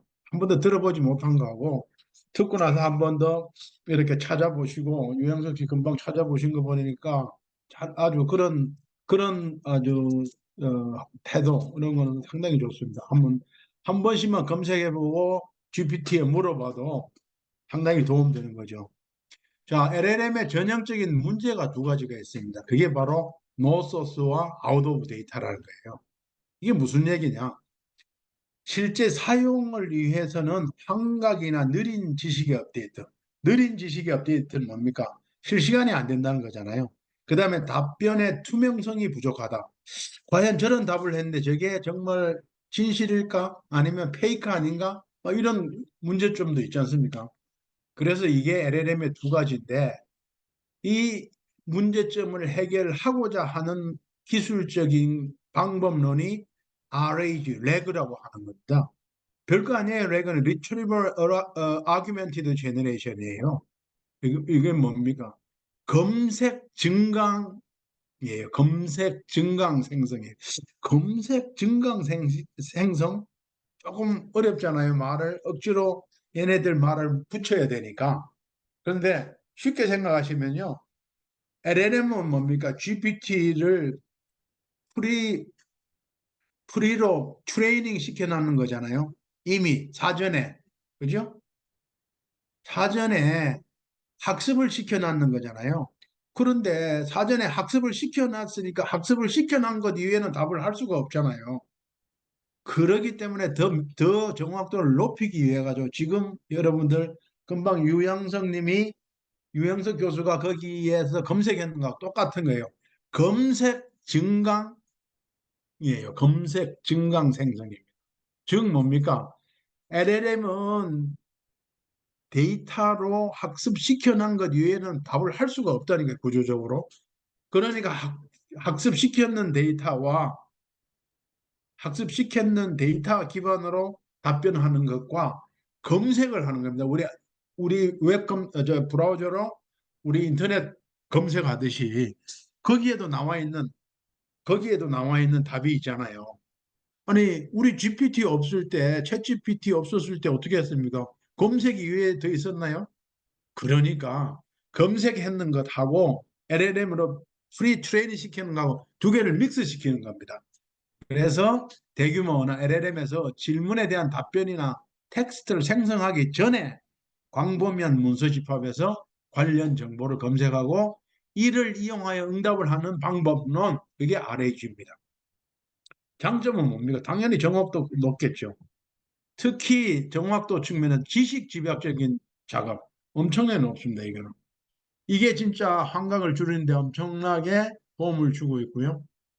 이것만 확실하게 효과가 있다면은 정말 할루시네이션이나 오답이나 엉뚱한 답은 안 할 거다. 그다음에 사용자가 출처를 인용하여 답변을 정확성을 검증할 수 있다. 자, 사용자가 출처를 인용한다는 건 뭡니까? 우리 연구 논문도 그렇잖아요. 어디 DBP와 어디서 어떤 논문에 의해서 이미 그게 어디에 나왔다는 걸 보여주는 거거든요. 그러면 사용자 입장에서는 뭡니까? 정확성을 인식할 수밖에 없죠. 이런 것을 가지고 지식 또는 특정 분야에 사용한다. 자, 리트라이벌이라는 게 결국은 뭐냐면 검색인데 이게 아규멘티드예요. 여기서 이제 아규멘트에 대한 것은 정확하게 이해하고 넘어가셔야 됩니다. 우리가 VR, AR 부르잖아요. VR은 뭡니까? 가상현실, 버추얼 리얼리티잖아요. 지금 현재에서 가상으로 뭔가를 만들어 보는 거예요. 근데 뭡니까? AR은 그게 아니에요. 아규먼티드 리얼리티예요. 증강 현실인데 증강이라는 용어가 굉장히 좀 생소하잖아요. 증강은 이렇게 생각하시면 돼요. 여러분들 다 우리 T맵을 쓰거나 뭔가 그 뭡니까? 내비를 쓰잖아요. 그죠? 내비를 쓸 때 지금 현재에서 어떤 목적지, 데스티네이션을 입력을 시키잖아요. 시키고 나서 스타트를 하면 가상으로 얘가 어떻게 갑니까? 그 거리와 티팩 데이터와 그 다음에 위성을 타든 5G망을 타고 가든 거기와의 거리까지 실제 가상으로 시뮬레이션을 해보는 겁니다. 그래서 여기서 예를 들어서 건대까지 가는데 가장 최적의 경로를 알려주는 거예요. 이건 뭡니까? 가상으로 이미 한번 가보는 겁니다. 그게 아규먼트들이에요. 아규멘트라는 게 그런 뜻이거든요. 실제 시뮬레이션을 가보는 거예요. 데이터상으로. 그렇게 보시면 이제 이해가 가실 겁니다. 그러니까 RAG의 핵심은 뭡니까? 두 가지 양손잡이 경영자라 그러잖아요. 한쪽은 리트리버예요. 하나는 제너레이터예요. 검색하고 제너레이션 하는 겁니다. 검색했는 데이터 결과와 내가 생성한 결과를 가지고 같이 비교 분석을 해가지고 이제 쿼리를 던졌는 사용자에게 답을 주는 겁니다. 그게 두 가지인 거예요. 지금은 LLM에서는 제너레이터만 하잖아요. 근데 이게 리트리버가 한 번 더 검색을 한다는 겁니다. 그러니까 방식에는 세 가지 방식이 있는데 외부 지식 활용, 증거 기반, 그 다음에 맥락, 이해력 형성. 자, 1번, 2번은 뭐 당연히 그렇겠죠. 외부 지식은 아까 제가 GPT 3.5나 여기에 보면은 그 형성한 학습한 데이터 중에 대표적인 거 몇 가지 말씀드린 것 중에서 위키피디아. 당연히 위키피디아 같은 건 통째로 들어가 있죠. 그리고 웬만한 이북들, 아주 유명한 이북들이 다 거기에 들어가 있습니다. 100%. 그다음에 우리나라 같은 경우에는 우리 별도로 지금 네이버나 뭐 카카오 같은 데서 만드는 것은 우리나라의 고유 데이터들, 두산백과, 그죠? 두산백과사전 같은 거, 그다음에 뭡니까? 동화백과 뭐 이런 것들, 아주 오래된 자료들, 그 데이터를 어디서 구하겠어요? 그런 것들이 그런 DB를 가지고 학습을 시켜야지만 옛날 것도 제대로 낼 거 아니겠어요? 외부 지식, 그 다음에 증거 기반. 바로 이겁니다. 검색된 지식 정보를 증거로. 근데 이 정보의 근거는 뭐냐 하면은 출처가 있다는 거예요. 굉장히 중요한 거거든요. 자, 그 다음에 이제 맥락 이해력. 자, 아까 버트와 GPT 말씀드렸잖아요. 트랜스포머의 기본 원리 중에 문장의 맥락을 먼저 이해해야 되는 거거든요. 우리 GPT에서 뭐냐면 끝말잇기 하는 거하고 똑같아요. 뭐 나가자. 그러면 자전거. 그다음에 그 뭐 이렇게. 근데 그놈이 잊어먹을 하면은 어텐션을 주는 거예요. 네 끝말이 아까 거자로 끝나서 이렇게 이야기해 주는 거거든요. 그래서 이 맥락의 이해력을 향상한다. 이게 외부 지식을 통해 가지고 지리에 대한 배경 지식과 맥락 정보를 파악하는 겁니다. 단순한 패턴 매칭이 아닌 추론. 자, 여기에서 지금부터 나오는 것이 AGI의 가장 핵심은 바로 추론이라는 용어입니다. 추론. 자, 인퍼런스라 가지고 추론인데 지금 기존에는 우리가 LLM에서는 학습시킨 거 이외에는 다 못했거든요. 이제는 얘가 추측을 하고 추론을 하는 겁니다. 그래서 이게 레그의 주요 구성원은 첫 번째 질문 인코더. 우리 사용자가 쿼리를 던지는 겁니다. 쿼리 인코더를 던지는 겁니다. 즉 사용자의 질문을 이해하기 위한 언어 모델이에요. 그 다음에 주어진 질문의 벡터 형태로 인코딩을 합니다. 아까 인코더, 디코더는 아까 집, 언집 한다고 그랬잖아요. 똑같은 개념입니다. 그렇게 생각하시면 돼요. 아까 엔코더로 던지면 나중에 디코더로 펼쳐가지고 우리가 요구한 인간에게 답을 주는 거거든요. 자, 여기 지식 검색, 지식 검색기, knowledge retriever, 인코딩된 질문을 바탕으로 해서 외부 지식 데이터베이스에 관한 정보를 다 검색하고요. 그게 뭐 위키피디아든 뉴스든 전문 서적이든 다 있죠. 우리 지금 구글 검색기나 네이버 검색으로서 지금까지들 잘 살아왔는데 GPT 없다고 지금까지 못 살은 거 아니잖아요. 근데 GPT로 여러분 한번 뭔가 물었을 때 검색보다 못한 경우 여러분들 혹시 경험 안 하셨나요? 충분히 있습니다. 있고 말고요. 왜요? GPT는 근거가 없습니다. 근거. GPT는 근거가 없어요. 근데 아까 여기 답에 거기 나왔었잖아요. 검색은 증거가 있습니다. 이거 출처가 누구다. 누구 논문에 의하면은 윤성임 박사 논문에 의하면은 이러이러한 이론을 썼다. 그렇게 나온다는 거예요. 그 다음에 세 번째로 지식 증강 생성기. 자, 여기에도 아규멘티드 제너레이터가 나오잖아요. 아규멘티드 증강. 자, 검색된 지식을 활용하여 질문에 대한 답변을 생성하는 언어 모델이에요. 지식 증강이에요. 검색 증강도 있고요. 그래서 기존의 LLM과 유사하지만은 검색된 지식을 추가 입력으로 받아서 더 정확하고 풍부한 답변. 자, 그러니까 AGI가 되기 시작하면 뭡니까? 기존 LLM보다 GPT보다 엄청 더 똑똑해지는 겁니다.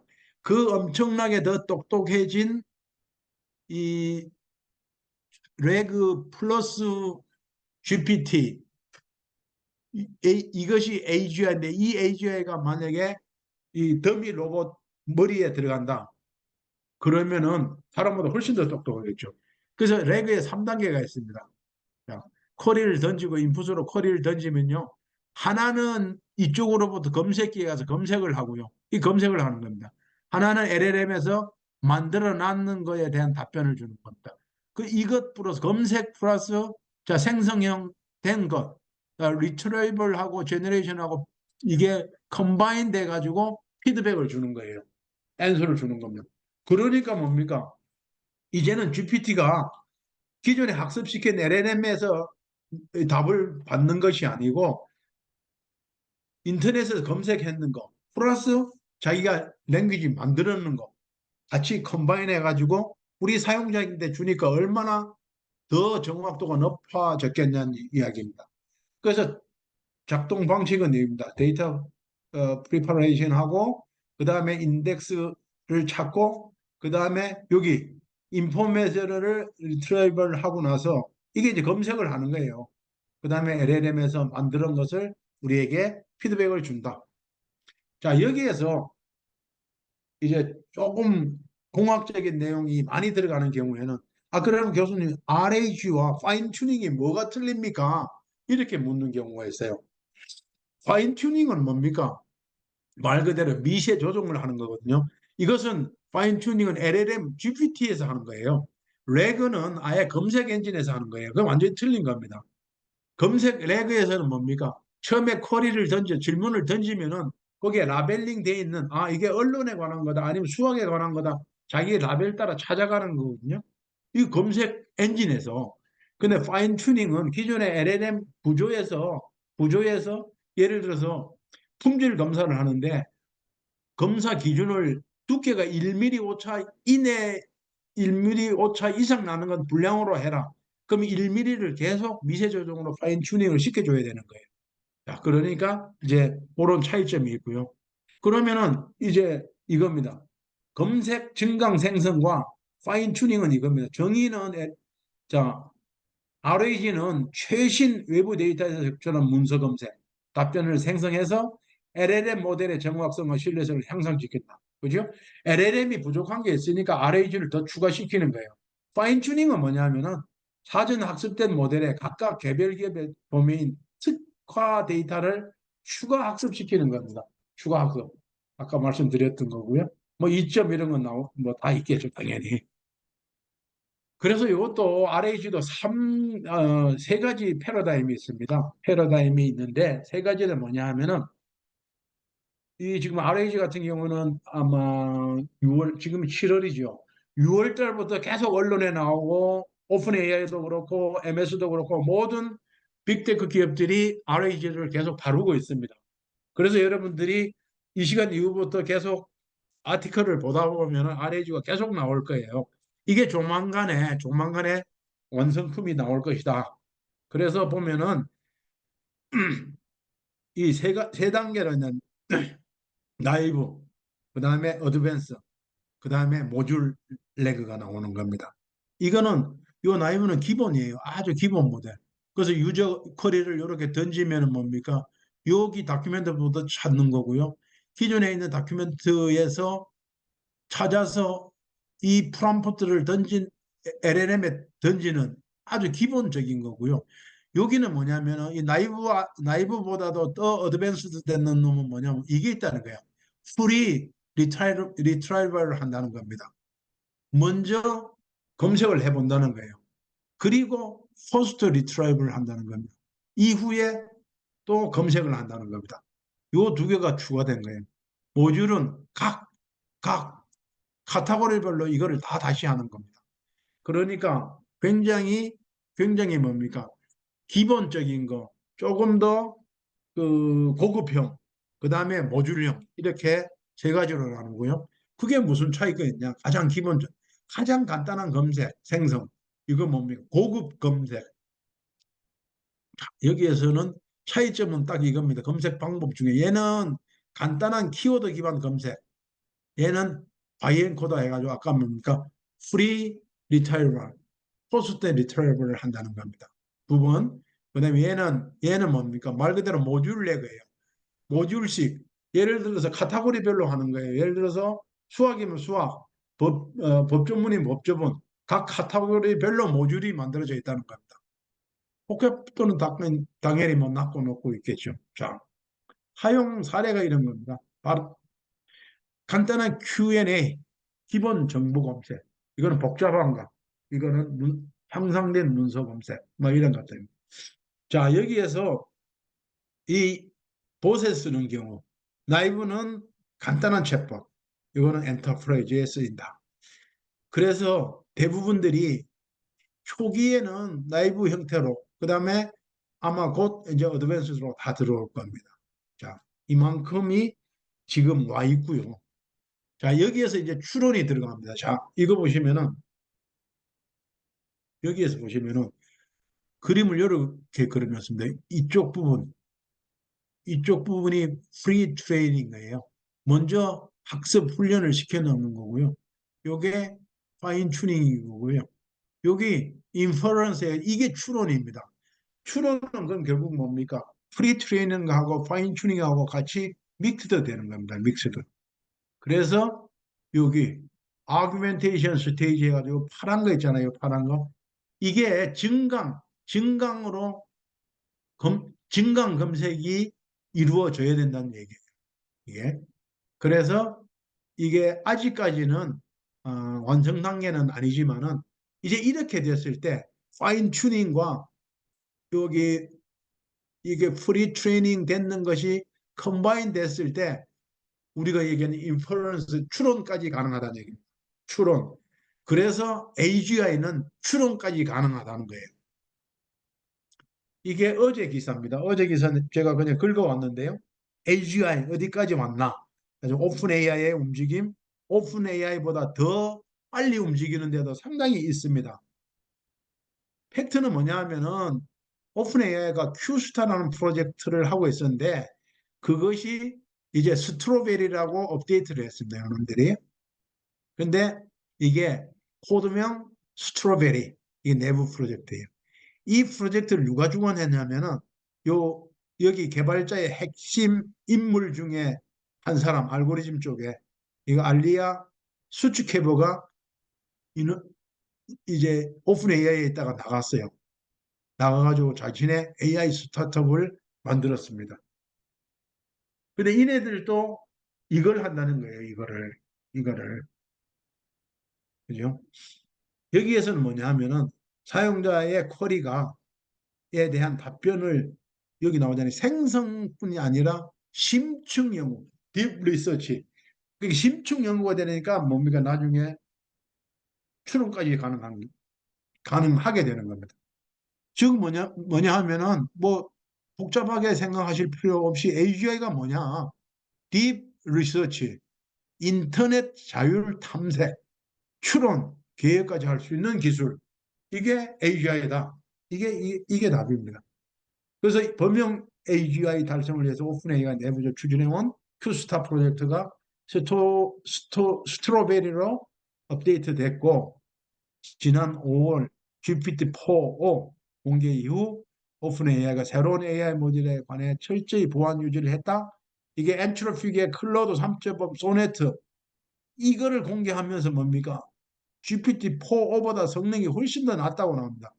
제가 시간이 있으면 이게 그 비교했는 공개 자료가 있는데 시간이 너무 좁으니까 보여드릴 수는 없고요. 했는데 여기 핵심 인물 알리아 수축해버 자신의 AI 스타트업 설립 등 경쟁자들이 두드리는 가운데 이거 엄청난 경쟁이 치열하게 했는데 업계에서는 이겁니다. 스트로베리에서 오픈 AI가 선보일 다음 모델.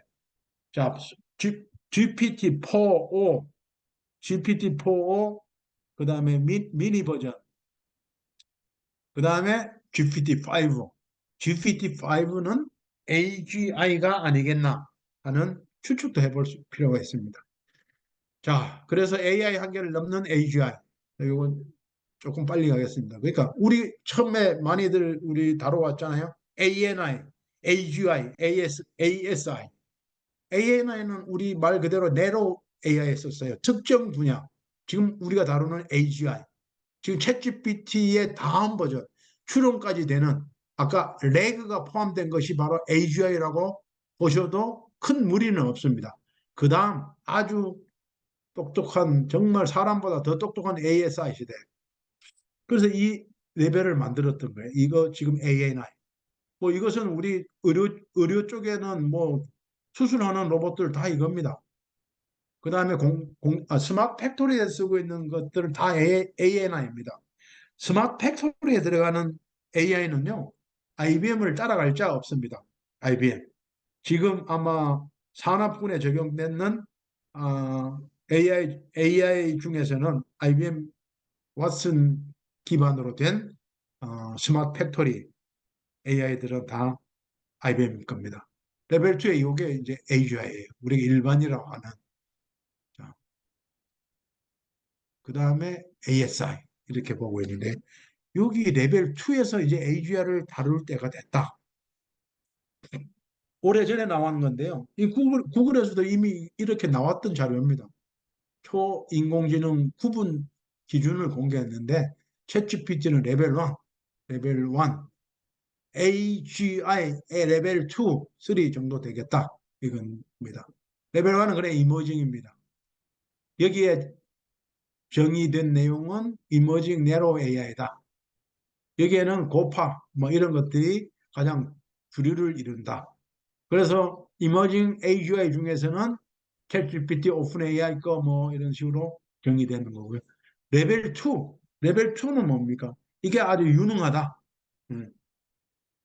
그래서 뭐 여러 가지 나온다. 다 나오잖아요. 알렉사, 아마존, 구글, IBM. Not yet achieved인데 이제 이게 achieved가 되는 겁니다. 이제 뭐 엑스퍼트는 다음이고요. 어쨌든 이렇게 정해봤다. 그래서 ANI에서 네로 AI에서 이제 여기 브렉스루가 있다고 보고요. 이제 AGI로 가는 거죠. 이게 GPT로 보셔도 될 거예요. 그래서 이게 멀티 모달리티만 돼도 사실은 AGI로 볼 수가 있는데 AGI의 가장 핵심은 검색이 추가되어야 된다는 겁니다. 그래서 이렇게 이제 랜딩으로 보시면 되고요. 뭐 이거야 한참 후가 될 수도 있겠죠. 아무튼 연말까지 가면 AGI는 어느 정도 휴머노이드와 함께 로봇과 함께 또 다른 센세이션을 일으킬 것이다 보시면 되고요. 그래서 이렇습니다. 5단계. 1단계는 챗봇. 우리 은행 같은 데 보면 챗봇 많이 썼잖아요. 우리 GPT 나오기 전에 챗봇은 있었거든요. 근데 지금은 챗봇 여러분들도 만들잖아요. 최재형 원장님 챗봇 만드는 거 되게 좋아하시더라고요. 챗봇. 그 다음에 뭡니까? 2단계 이거예요. 인간 같은 사고 능력. 근데 제가 2, 3단계 믹스드 됐다 또는 3단계까지 가기에는 사고를 바탕으로 한 행동을 해야 되는데 행동을 하기 위해서는 추론을 해야 됩니다. 그래서 여기다. 여기 한 2.5가 AGI다. 근데 AGI의 가장 비즈니스 모델로서 가장 폭발적인 반응을 보일 것은 휴머노이드 로봇이다. 보시면 되고요. 아까도 말씀드렸지만 주피터스와 그죠? 앱스의 차이점을 잠깐 보시면요. 우리 기존에 나와 있는 플레이 스토어에 있는 앱이 얼마나 되겠습니까, 이게? 글쎄요. 혹시 앱 숫자 누가 알고 계신 분 계시나요? 제가 학생들한테는 이거 질문을 엄청 많이 하는데 다 못하면 그 다음 주에 다시 찾아보라고 그러는데 아무튼 앱 숫자 그죠? 그 다음에 그 앱들이 과연 선택받는 앱들은 얼마나 될까요? 그죠? 1%, 2%? 어쨌든 자 그런데 이 앱스와 AI는 조금 틀리다는 얘기예요. 이게 물론 인터페이스 타입에 다 틀리겠죠. 이게 스탠다드가 돼 있고요. 그 포맷에 의해서. 그래서 앱은 개발해서 업로드해서 서비스 하려면은 검수를 하잖아요. 안드로이드도 검수하고 iOS도 검수를 합니다. 근데 AI는 퍼스널라이즈드. 여러분들이 AI 찾는 거 무슨 어떤 포맷이나 여기에 의해서 하는 거 아니잖아요. 여러분 찾고 싶고 알고 싶은 거 그냥 하는 겁니다. 얘보다는 얘는 앱을 쓸 줄을 알아야 되잖아요. 얘는 쉽게 할 수 있는 겁니다. 그리고 이 유저들의 다양한 스킬. 자, 여기서 아까 뭡니까? 일론 머스크가 어, 테슬라의 CEO가 먼저 비영리 기업으로 오픈 AI를 창업했고 5년 동안 투자를 해줬었거든요. 그때는 비영리 목적이 있었습니다. 근데 비영리 목적인데 아예 오픈 AI를 파운데이션 할 때 가장 미션은 뭐냐 하면요. 이거 뭡니까? 그 정보의 비대칭화. 정보의 비대칭화가 무슨 이야기입니까? 누구는 정보 잘 알고 누구는 그러니까 디지털 리터러시에 의해서 잘 쓰는 사람은 잘 쓰고 못 쓰는 사람은 못 쓰는 거예요. 그러니까 화이트 칼라와 블루 칼라는에 따라서 이 세상을 이렇게 살아가는 방법이 너무 불공평하다. 이거 디지털 리터러시가 떨어지더라도 AI 리터러시가 떨어지더라도 뭘 하더라도 소외받은 자, 그죠? 그런 진짜 우리가 쉽게 얘기하는 노가다 하는 사람들도 쉽게 혜택을 보게 하자는 게 이 오픈 AI의 GPT의 설립 목적이 있었답니다. 책을 보니까 진짜 그래요. 누구나 쉽게 찾아보면 그냥 나오게. 그게 바로 이겁니다. 그 다음에 유저 프렌들이에요. 얘하고는 틀립니다.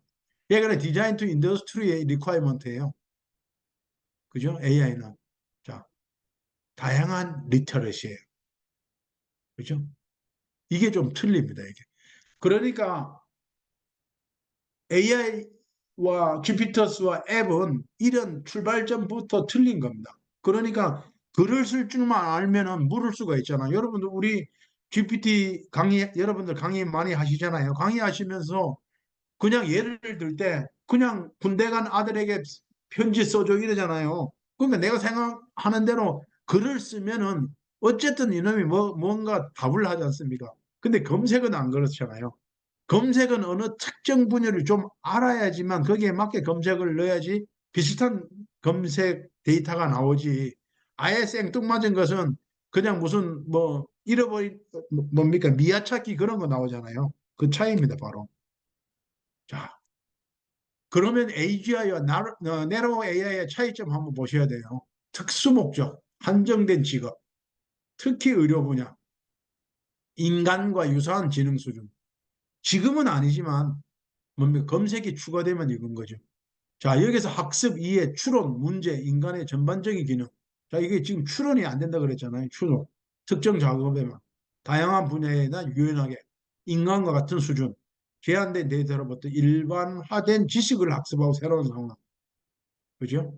그 다음에 창의성. 그러니까 AGI는 이제 사람보다 더 똑똑해질 수 있고 사람과 유사한데 잘 활용하면은 사람이 해결 못하는 걸 해결해 준다. 그러니까 문제 발견, 그 다음에 문제 해결이라는 얘기죠. 문제 해결. 아까 저 윤성인 박사님 그 얘기하듯이 문제 해결. 문제 해결은 예나 지금이나 앞으로나 계속 해야 되는 거예요. 문제가 생기면 그건 해결할 수 있는 게 바로 인간의 무한한 가능성이기 때문에 그게 가능한 게 기술이고요. 자, 새로운 문제를 해결하고 창의적 작업을 수행할 수 있는 잠재력. 당연하겠죠. 창의적. 창의적이 된다. 추론도 가능하니까요. 자, 그래서 사회적, 윤리적 영향도 사회 전반에 광범위하게 영향을 미칠 것이다. 이렇게 보고요. 그랬으면 좋겠다. 실질적으로. 그러니까 요즘 중견 기업 이상 대기업들은 지금 로봇, 휴머노이드 로봇에 엄청나게 투자하고 있습니다. 물류 로봇, 그죠? 물류 로봇부터 시작해서 그냥 케어 로봇, 이제 로봇 세상이 올 것이다. 그랬을 때 과연 어떨까? 이것도 생각해 보실 필요가 있고요. 그래서 이제 AGI 개발에 필요한 주요 기술, 개념들이 바로 우리 지금까지 근간이 됐던 딥, ML, DL, 당연하겠죠. 자연어 처리, NLP는 당연하겠고요. 자, 여기서 여러분들 새로운 그 두 개, 이 컴퓨터 비전하고 로보틱스는 아셔야 돼요. 그 다음에 추론과 결정, 그죠? 추론이 당연히 가능해지고 결정도 가능해야 되니까요. 자, 여기서 컴퓨터 비전이 굉장히 중요합니다. 시각 데이터를 이해하고 생성하는 기술. 바로 우리 이미지를 보고 그 이미지를 분석하고 이해하는 능력이에요. 더 쉽게 설명을 드리면 뭐가 있냐면은 우리 ADAS라는 용어 많이 쓰죠. 자동차에 요즘 워낙 좋은 것들이 많아서 Advanced Driver Assistance System이라 가지고 ADAS예요. 차선 감지하는 겁니다. 이게 자율주행의 기본 기술이에요. 자율주행의 기본 기술은 컴퓨터 비전입니다. 컴퓨터에 엄청난 데이터를 이미지 데이터를 넣어요. 그래서 그거를 조합을 해가지고 아 이게 사과다, 이게 사람이다, 이게 자동차 노란 줄이다, 이게 흰 줄이다, 점선이다, 실선이다를 아는 겁니다. 자동차 번호판도 알고요. 사람의 얼굴도 알고요. 이게 고양이다, 개다도 판단을 해야 돼요. 그게 바로 컴퓨터 비전입니다. 이 컴퓨터 비전 기술이 엄청난 사회적으로 정말 혁신을 일으키고 있는 거죠. 여기도 나오네, 사례. 테슬라의 자율주행, 바로 그겁니다. 자, 이것과 로보틱스입니다. 로봇의 작업 수행 및 개체 조직을 가능하게 했죠. 로봇은 지난번 모바일 월드 컨그레스 2024에도 엄청난 휴머노이드 로봇이 나왔습니다. 그 로봇이 그냥 옆에서 사람이 말하면 말 알아들어요. 그 정도로. 자, 이게 이제 AGI의 활용일 것이다. 그래서 여기 AGI의 조건, 인간 수준 이상의 인공지능. 이게 어쩌면은 조만간에 나올 수도 있습니다. 이미 시작이 됐고요. 물론 계속 버전 진보는 되겠지만 혁신은 뭡니까? 아까 이야기 드렸죠. 공진화가 되는 겁니다. 인간과 같이 공존하는 겁니다. 고성능 경청. 이 고성능이라는 게 뭡니까? 인간 수준 이상, 확장성, 경제, 사회적, 그다음에 인지 능력과 자체 검증할 수 있는 자아 이렇게 볼 수 있으면 되고요. 이제 이 AGI 시대에 세상이 일하는 방식이 완전히 바뀐다는 얘기죠. 이게 AGI를 가지고 만든 어떤 회사에서 만든 비즈니스 모델입니다. 이게 이공계를 나왔는 사람들이 아직은 대우받고 있잖아요. AI 인티그레이션과 AI non-테크 팀이 이게 챌린지를 받고 있다는 겁니다. 자, 이게 애자일 메소돌로지인데요.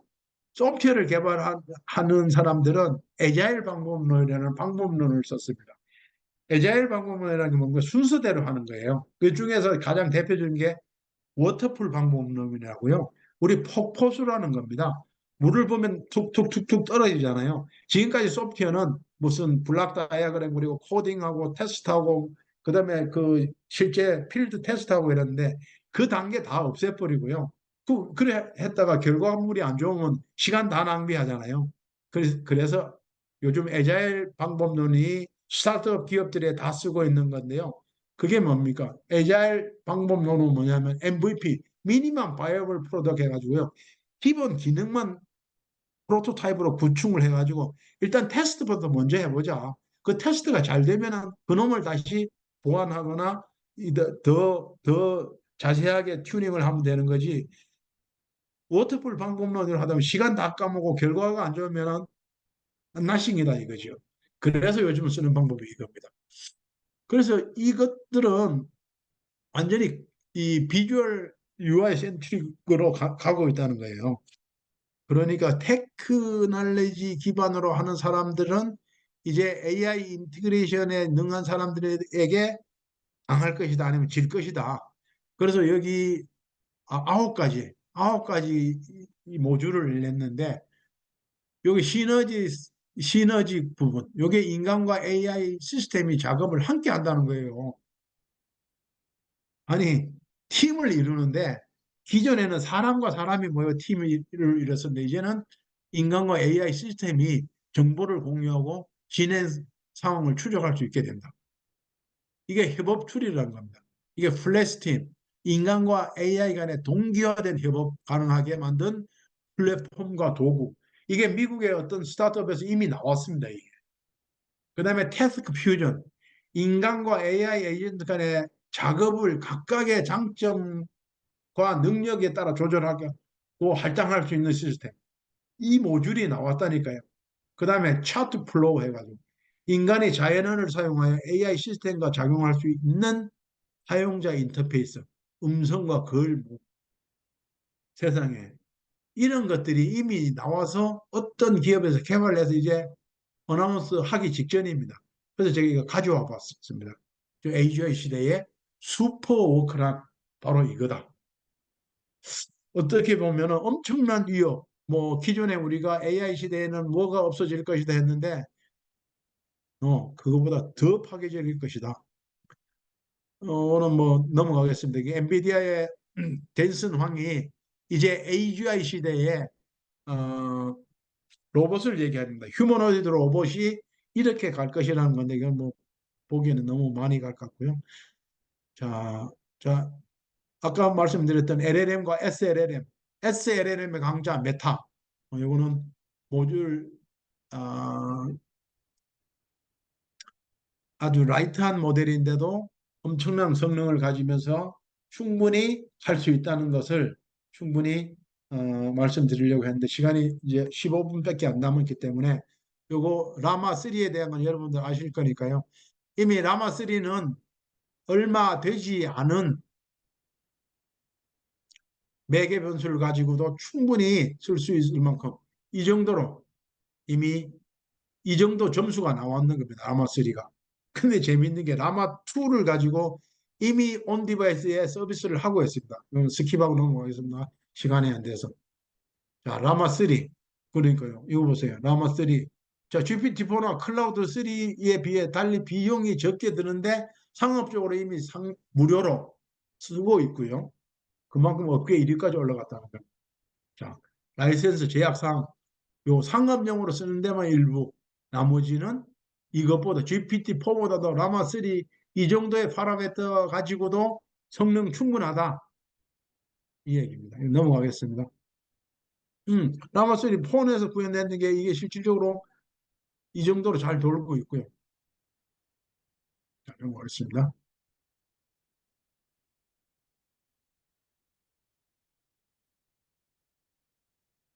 이것만 보겠습니다. 이 SLN은 그래서 나온 것이 이제 오픈 AI에서도 뭡니까? GPT-4o 4o 다음에 나온 게 바로 SLLM입니다. 어제 나왔어요. 어제 어나운스했습니다. MS 파이3 미니, 구글 젠마, 멜타 라마 3, 네이버도 마찬가지. 이거 LLM, SLLM 이거 안 낼 수가 없을 겁니다. 오픈 AI도 나왔고요. 이게 어제 나왔다니까요. 쭉 나올 겁니다. 계속. 왜요? 그 정도로 라이트하면서도 충분히 경쟁력이 있다. 그래서 메타는 모바일 기기 특화 AI 모델 SLLM을 쓴다. 자, 빨리 해서 온 디바이스 보겠습니다. 그러면은 재미있는 현상이 있습니다. 당연히 뭐 스마트폰에 다 들어가겠죠. 온 디바이스 AI.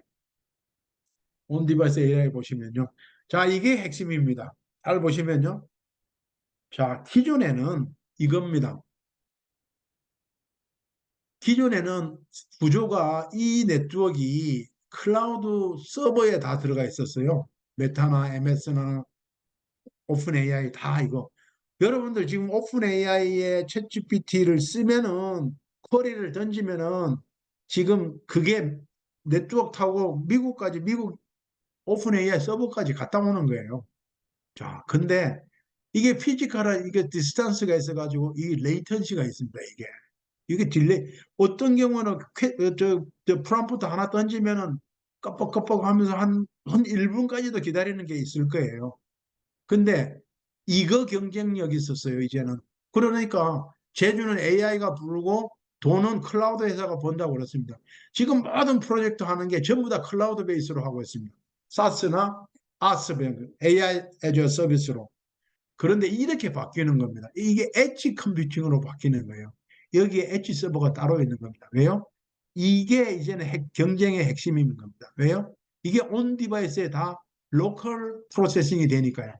이게 바로 디스턴스를 줄이고 레이턴시를 줄이고 엣지 서버에서 처리하고 이것끼리 서로 주고받으면 되고 여기 로컬에서 프로세싱을 할 수 있다는 겁니다.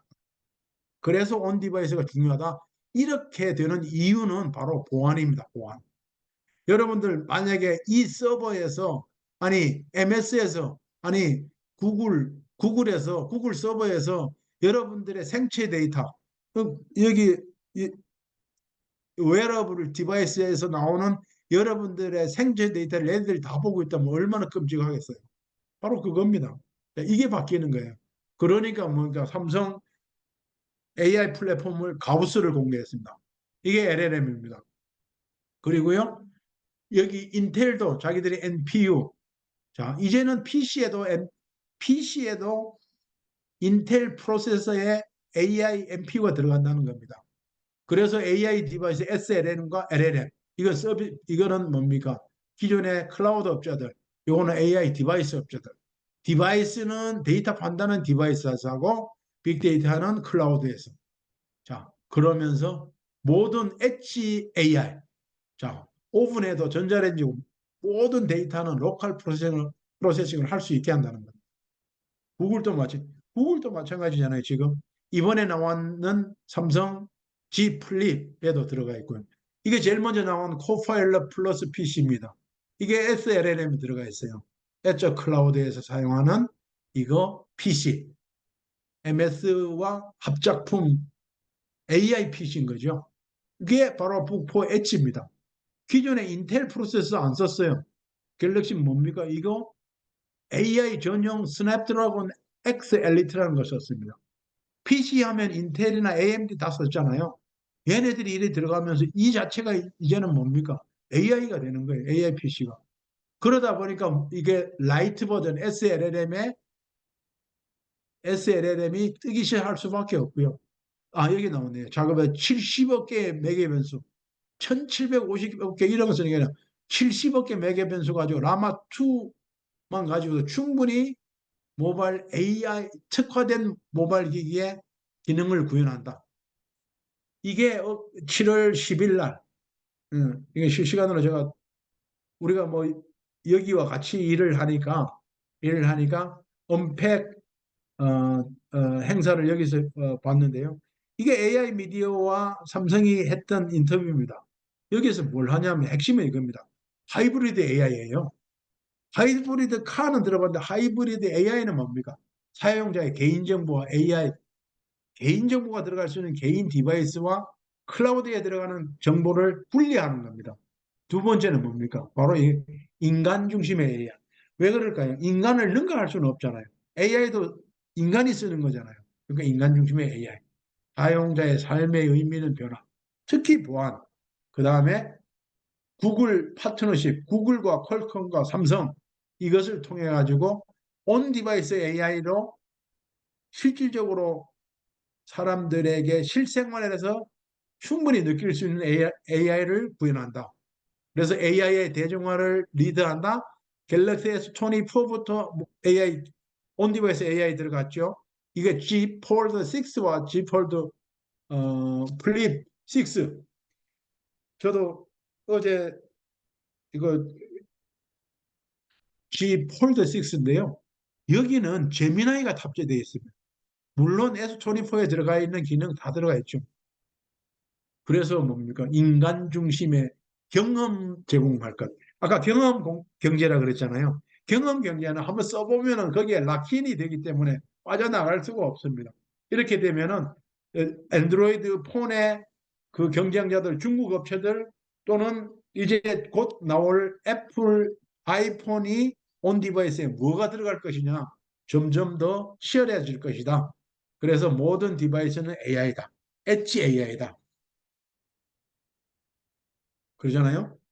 폰 S24에 들어갔던 겁니다. 특히 클릭 투 서치, 그림하고 터치하고 그 다음 필요 없는 거 지우고 그 다음에 리얼타임으로 뭡니까? 번역. 이런 것들은 실질적으로 써보시면은 와우 할 만큼 획기적인 기능이다. 그러면서 폴드 6에도 들어갔습니다. 다 들어가 있습니다. 서클 투 터치. 그 다음에 뭡니까? 실시간 번역. 여러 가지 기능들이 들어가 있는데 이게 다 로컬에서 쓰는 거예요. 그리고 여기에 폴드 6에서는 더 재미있는 기능이 카톡의 입력창에서 무슨 내용을 쓰고 아니면 거기에서도 자기가 글짓기도 할 수 있고 로컬에서 다 할 수 있습니다. 아니면 썼는 것을 바로 영어로 번역해가지고 그거 드래그 해가지고 바로 보낼 수가 있고요. 이제 영어 못해도 충분히 살 수 있는 세상이 왔습니다. 플립식스도 그렇고요. 자, 이렇다 보니까 아까 말씀드렸던 기술 중에 점점 더 중요도가 올라가고 있는 기술이 뭡니까? 여기 AI 비전 인사이드예요. 비전 인사이드. 비전 테크놀로지라는 게 그렇게 중요합니다. 예요? 영상, 이미지 인식. 그 다음에 여기 AI 오브젝트 리커그니션. 오브젝트 리커그니션은 꽤 오래된 겁니다. 얼굴 찾고 얼굴을 인식하는 거. 사물을 인식하는 거. 이쪽입니다, 주로. 그러니까 AI 중에서 비전 테크놀로지는 앞으로 가면 갈수록 더 중요한 테크놀로지다. 그렇게 보시면 되고요. 이게 카운터 포인트라는 아주 중요한 아주 유명세 있는 리서치 기관에서 나왔는데 앞으로 지금 24년이잖아요. 이제 3년 내에 60% 70% 이상의 폰들이 AI가 들어갈 것이다. 이제는 앞으로 나오는 폰들은 다 AI 기본이다. 그런데 그게 여러분들도 이게 얼만큼 유저빌리티가 좋느냐, 쓰기에 편하느냐, 얼마나 접근성이 좋으냐가 중요한 거지. 여러분들 챗GPT나 AI 하려고 노트북 들고 다니면서 계속 쓸 수는 없잖아요. 그러니까 온 디바이스가 그만큼 더 사용 빈도가 너무 더 올라갈 것이다. 이제 정말 오피스에서 랩탑이나 데스크탑으로 무슨 일을 하려면은 그 디바이스 자체가 온 디바이스 AI PC다. 자, 그러면 AGI가 성큼 다가올 수밖에 없지 않겠습니까? 자, 마지막입니다. 그래서 제가 늘상 말씀드리지만, 제가 11기까지 강의하면서 또 말씀드릴 때 제가 이 ORI 말씀을 드렸거든요. 이게 observation 하라. 세상이 어떻게 변하는지를 관찰하라. AI 기술들이 AI 활용도가 어떻게 변하는지를 잘 관찰하라. 그 다음에 성찰, 리플렉션을 해라. 그렇게 세상은 바뀌고 스마트폰 시대는 이렇게 가고 있는데 내가 할 수 있는 게 뭐냐? 내가 스마트폰 활용이나 제대로 하냐? 내가 AI 활용이나 제대로 하냐? 아니면 내가 AI 강사로서 충분히 알고 하느냐? 나를 성찰해 보라. 그리고 통찰을 하라. 거기에서 비즈니스 모델과 돈이 되는 가치를 창출할 수 있는 게 뭔가? 지금 제가 보기에는요. 지금 이제 막 시작돼 가지고 강의 시장 이게 뜨기는 뜨는데 그 뒤에는 엄청난 어마무시한 밸류가 숨어 있다는 거예요. 그러니까 단순한 그걸 보지 말고 숲을 보라 그러잖아요. 나무를 보지 말고 전체 숲을 보라. 기존의 GPT, 챗 GPT는 금방 지나간 거예요. AGI가 오고 있는데요. 그렇게 빨리 변한다. 그래서 ORI 이 방법론을 가지고 비즈니스 모델을 다시 잘 보라고 했더니 김종태 교수님이 이걸 써먹었더구먼요. ORI를 가지고. 아무튼 제가 전달했던 내용이 여러분들이 잘 활용하는 것도 여러분들의 아주 하나의 아주 좋은 포인트입니다. 그래서 이번 기수에서는 제가 이 보이스 방법론을 하나 말씀드릴게요. 제가 가장 존경하고 저보다 조금 한두 살 연배인 우리 배 교수님이, 배종태 교수가 제가 한 10여 오래됐네요. 제 논문을 심사해 준 분이에요. 카이스트 교수님이신데 우리나라에서 기업가 정신, 그 다음에 이노베이션, 뭐 특히 비즈니스 모델 이쪽에서는 가장 타의 추종을 어, 어, 불한 만큼의 유능한 석학이십니다. 배 교수님이 만든 이런 방법론이 하나 있어요. V, 밸류. 우리가 계속 이야기하는 게 밸류 크리에이션이에요. 가치 창출이에요. 어떤 가치를 창출하고 추구하는가, 어떤 가치를, 두 번째는 기회예요. 기회는 어디에, 어떻게 기회를 잡을 것이. 아니, 세상을 이렇게 보고 AI 시대가 이러는데 어떻게, 어디서 잡을 것이냐. 바로 이노베이션입니다. 나의 접근 방법은 경쟁자와 차별화되고 진짜 이노베이티브한가, 혁신적인가, 콜라보레이션, 이해관계자, 파트너들과 어떻게 협력할지. 일단은 C는 여러분들이 됐는 것 같아요. 왜요? D6원에 들어왔기 때문에. 이 파트너십, 이거 정말 어떤 정보 취득하는데 코스트를 가장 이펙티브하게 할 수 있는 유일한 방법이에요. 콜라보.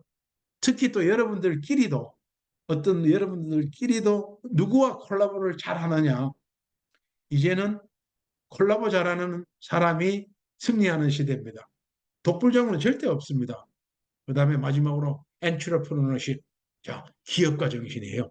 우리 회사, 아니 나는 어떻게 기업가형으로 정말 비즈니스 마인드를 가지고 세상을 보면서 비즈니스 모델을 찾아서 그로부터 가치를 창출하는 것이 어떻게 보면 목적인 거지. 아니 우리가 이거 배우고 이렇게 힘든 이 주일날 교회 갔다 와서 이렇게 힘들면서 2시간, 4시간을 공부하는 이유가 뭐겠어요? 그죠? 이유는 어떻게, 어떤 가치를 추구하고 기회는 어디에서 어떤 혁신적인 접근법으로 누구와 콜라보하고 어떤 기업가 정신, 엔트러프너십, 항상 새로운 걸 추구하면서 남이 하지 않을 때 나만의 특화된 비즈니스 모델을 창출해내는 그런 인사이트가 되시기를 바랍니다. 거의 2시간 동안 제가 쉬지 않고 설명드렸는데요. 16주를 하는 내용을 제가 2시간 만에 이게 써머리 했는 겁니다. 여러분 들으시고 혹시 질문 사항이 있거나 그런 경우에는 제 이메일 처음에 제가 보여드렸죠. 통큰놈 @ gmail입니다. 궁금한 점 있으면 연락 주시면 답변 드리겠습니다. 장시간 경청해 주셔서 감사합니다. 수고하셨습니다. 합니다. 감사합니다. 박수. 네. 감사합니다. 교수님 고생 많으셨습니다. 네, 감사합니다. 수고하셨어요. 네, 수고 많으셨습니다. 감사합니다. 네, 너무 고생 많으셨습니다. 네, 감사합니다. 몇 년치를 한꺼번에 공부하는 것 같아요. 항상 교수님 거 들으면 그 10년치 것을.